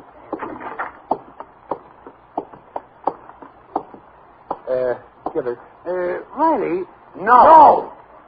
You double-crossed. I know what's going on in your mind. You Welcher, I know what you're up to. You want me to sell you my ticket? You want me to sell you my ticket? No, don't you worry. I'll get it. You'll have to fight for it. Oh, so it's a fight you want. Okay with me. No Riley ain't afraid of no Gillis. And no Gillis is afraid of no Riley. Choose your weapon. I will. My son Junior against your son Egbert. 10 rounds to a decision. It's a deal. When? My backyard. When? Right now. And when my Junior knocks out your Egbert, that'll prove the kind of a yellow rat you are.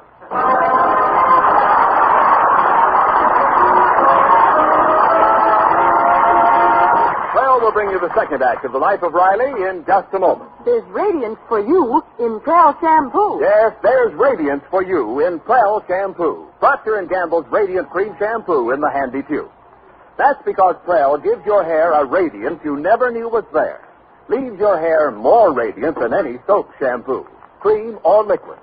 For you see, Prel simply cannot leave a dulling soap film to hide the true highlights of your hair, as so many ordinary shampoos do. Instead, Prel uncovers the natural brilliance of your hair, leaves it radiantly soft, radiantly smooth, radiantly lovely. And with Prel, there's no telltale dandruff to mar that look of loveliness. For Prel removes such dandruff in as little as 3 minutes. Yes, Prel leaves your hair radiant. And now back to The Life of Riley with William Bendix as Riley. Oh, Riley, what are you doing home so early? Riley, what's the matter? What's up, Pop? You look so wild. Well, I'm wild. I'm raging. Well, what happened? A man can only take so much from that door. What are you raving about? That's no good double-crossing Gillis. Oh, I thought he was your best friend. Yeah, so did I. We've been pals for a lifetime, like two fountain pens. And then he squirts ink in my eye. But this time he went too far. This time he's going to get his. Now, wait, Riley. I won't have you fighting Gillis. No, you stay out of this, Peg. Sometimes if a man wants to save his self-respect, there's got to be a fight. You'll get hurt. No, I won't. Oh, how do you know? Because Junior's doing the fighting. Who, me? I'm going to fight Mr. Gillis? No, Egbert. Really? Have you gone out of your mind? But I like Egbert. He's my best friend. I don't want to fight him. My own son, Yellow.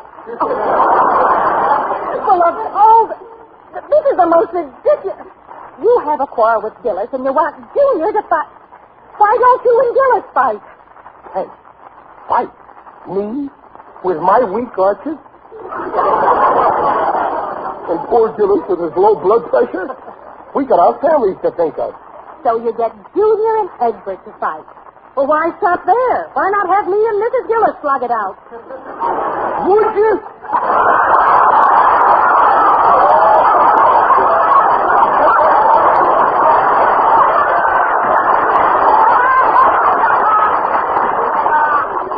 I mean, listen, Peg, I got no time. Listen to me. This is the craziest thing I ever heard of.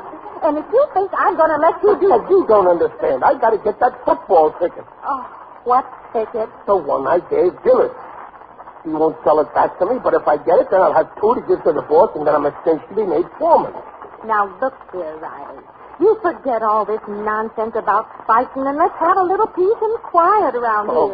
Okay, Peg, okay. I'll forget it. Must be some way to get that ticket. Now, will you stop? I can only trick him into it some way, I think. Riley, is it worth it? How can I get him to...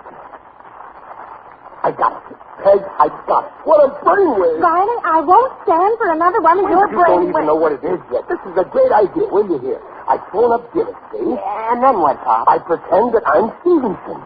Stevenson? Well, sure, I imitate his voice. Oh, you can't do that. Well, sure I can. Listen. Hello, Stevenson speaking. How's that sound? Sounds like you have a cold. Oh, go on. It's a perfect imitation. Gillis will fall for it like a ton of bricks. I'll tell him I heard he has an extra ticket, and I'd appreciate it if he'd let Riley have it. He won't dare say no, and then I got him. It'll never work, Riley. Oh, no, what? Nobody but me could think of a stunt like this.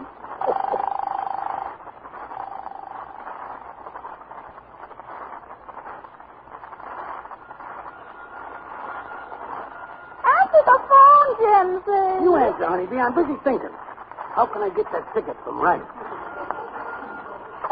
Hello? Oh, I'd like to speak to Gillis, please. Just a minute. It's for you, Jimsy. Who is it? It's Riley. Sounds like he has a cold. Riley, what does he want? I don't want to talk to him. Hang up. No, wait. I just got an idea. What an idea? What an idea? What, Jimsy? Hello? Hello? Hold the wire. I'll talk to him, all right, but I'm going to pretend I'm Stevenson. I'll say I'm visiting Gillis, and I'll order him to give his ticket to Gillis. You get it? Oh, Jimsy, that's clever. Watch me operate. Hello? Hello? Who is this? This here is Stevenson. Who is this? This is Stevenson, too. I said this is Stevenson. Yes, this is Stevenson. I'm over here at Gillis. Ridiculous. How can I be at the Gillis's when I'm over here at the Riley? Look, this is Stevenson. Oh, this is Stevenson. Huh? You phony. You fake it. I'll never trust you again as long as I live. Likewise, I'm sure.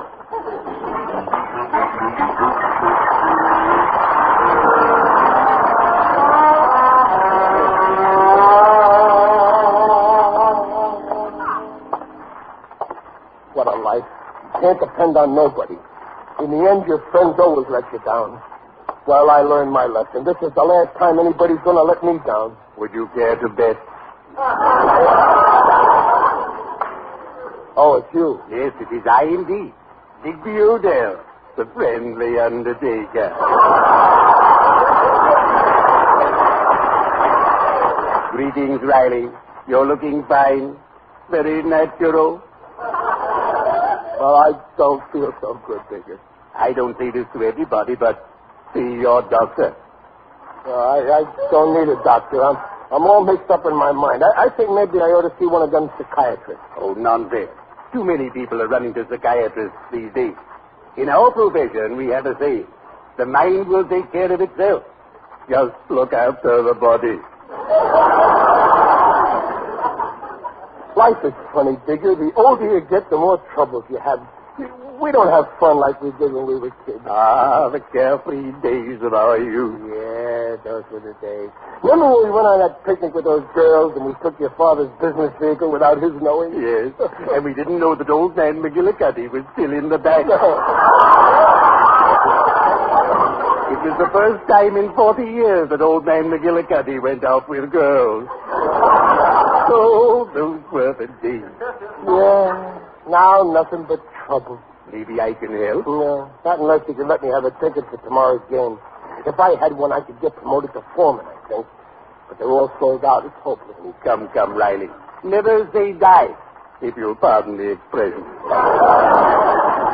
Go to a speculator. Yeah, but they want $20. It's worth it to become foreman. Well, yeah, sure, but I ain't got the dough. I'll lend it to you. Here. But I don't know when I can pay you back. Will you carry me? Glad to. This isn't the first time I've carried you, and it won't be the last. Oh, well, thanks, Digger, but you're sure you can spare it? Well, of course. I've had a very good year. I've been piling up customers. Yeah, Chief. You've been in business a long time. I bet if all your customers were laid end to end... They are. Well, cheerio. I'd better be shoveling off.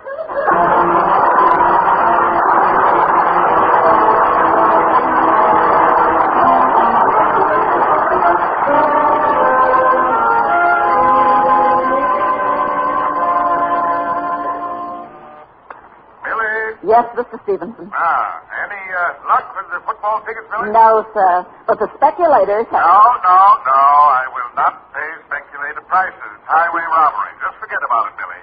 I'm going home now. Yes, sir. Hey, Millie, it's the boss in? I gotta see the boss. What about... Oh, you'll never guess. Millie, you're looking at a new foreman. What? Look. 2 tickets for the boss for the big game. Oh, I think he just left. I'll catch him at the elevator. Good. Watch the switchboard for me. Yeah, leave it to me. I'll sit right here and take all the messages. Wait till that jump right, he finds out I put one over on him. Cost me $20, but it's worth it. Millie, I gotta see the boss quick. I got him 2 tickets. Cost me $20, but it's worth it. But Millie, didn't you hear me, Millie? Millie, you look different. You need a shave. Killer! You weasel! You double crook! Hello, boy. Boss! I got 2 tickets. Here's the 50-yard line. Where you mean to tell me that you fellas each got me 2 tickets for the game? Yeah.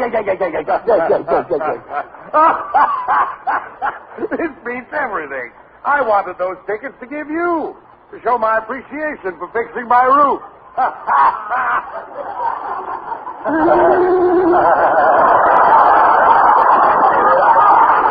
And here you bring me 4 tickets. Well, I'll tell you what. Here, 1 for you, Riley, 1 for you, Gillis, and 2 for me. Naturally, I won't insult you by offering to pay for my 2, but I insist on paying for your 2. Yeah, but... No. I insist on paying whatever they cost you. How much? Well, Boss, if you... Here's the price right on the ticket. Huh? $3.60 apiece. What? Likewise. There you are, Riley. $3.60. There you are, Gillis. Enjoy the game with my compliments. Well, have a nice weekend, boys, but don't be late for work on Monday. I just hired a new foreman. He's a tough baby. Well, have fun. What a revolting development this is.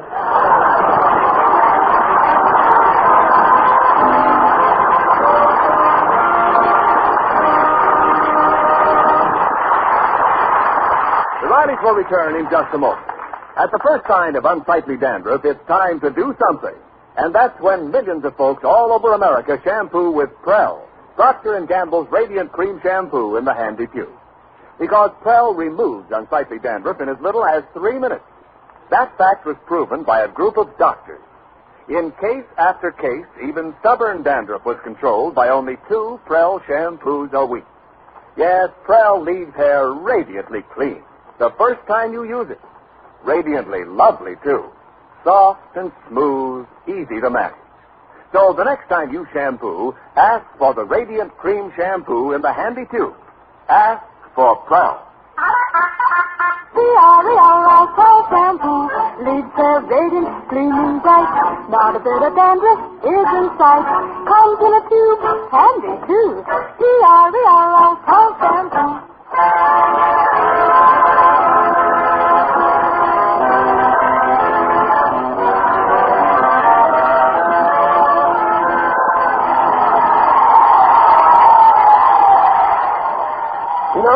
There's something wrong, Gillis. Now, let's try and figure this out once more. Figure it out. Riley, for Pete's sake, that's all you've been doing since we got into this here thing. Now, first I got 2 free tickets from my daughter. You got 2 free tickets, and you gave me 1. Yeah, and they cost me nothing. But you owe me 14 for 1. Yeah, but the boss gave me $3.60 for that one. Oh, no. He gave you $3.60 for the one that cost you 20. That leaves $16.40. Yeah, but don't you see, you paid $20 for that 1 ticket, too. Yeah, right. Yeah. And I got $3.60 back, so that means 20 minus $3.60 plus $16.40 minus, plus, minus, plus. Riley, will you stop already? We'll figure out after the game. It's costing us a fortune to sit here, so at least that's what. Look, I think they're starting the game. Well, oh, yeah, okay. Let's watch. What's that, Gillis? What's happening? And there goes the final gun, and the game is over. It's a losing fight.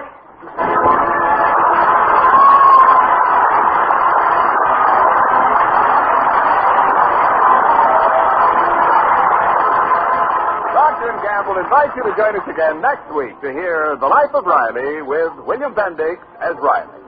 The script is by Reuben Shipp, Alan Lipscott, and Dick Powell. Mrs. Riley is Paula Winslow. Digger Odell is John Brown. The Life of Riley is produced by Irving Brecker. And remember, for more radiant hair free of unsightly dandruff, get the shampoo in the tube. P-R-E-L-L. Prel Shampoo.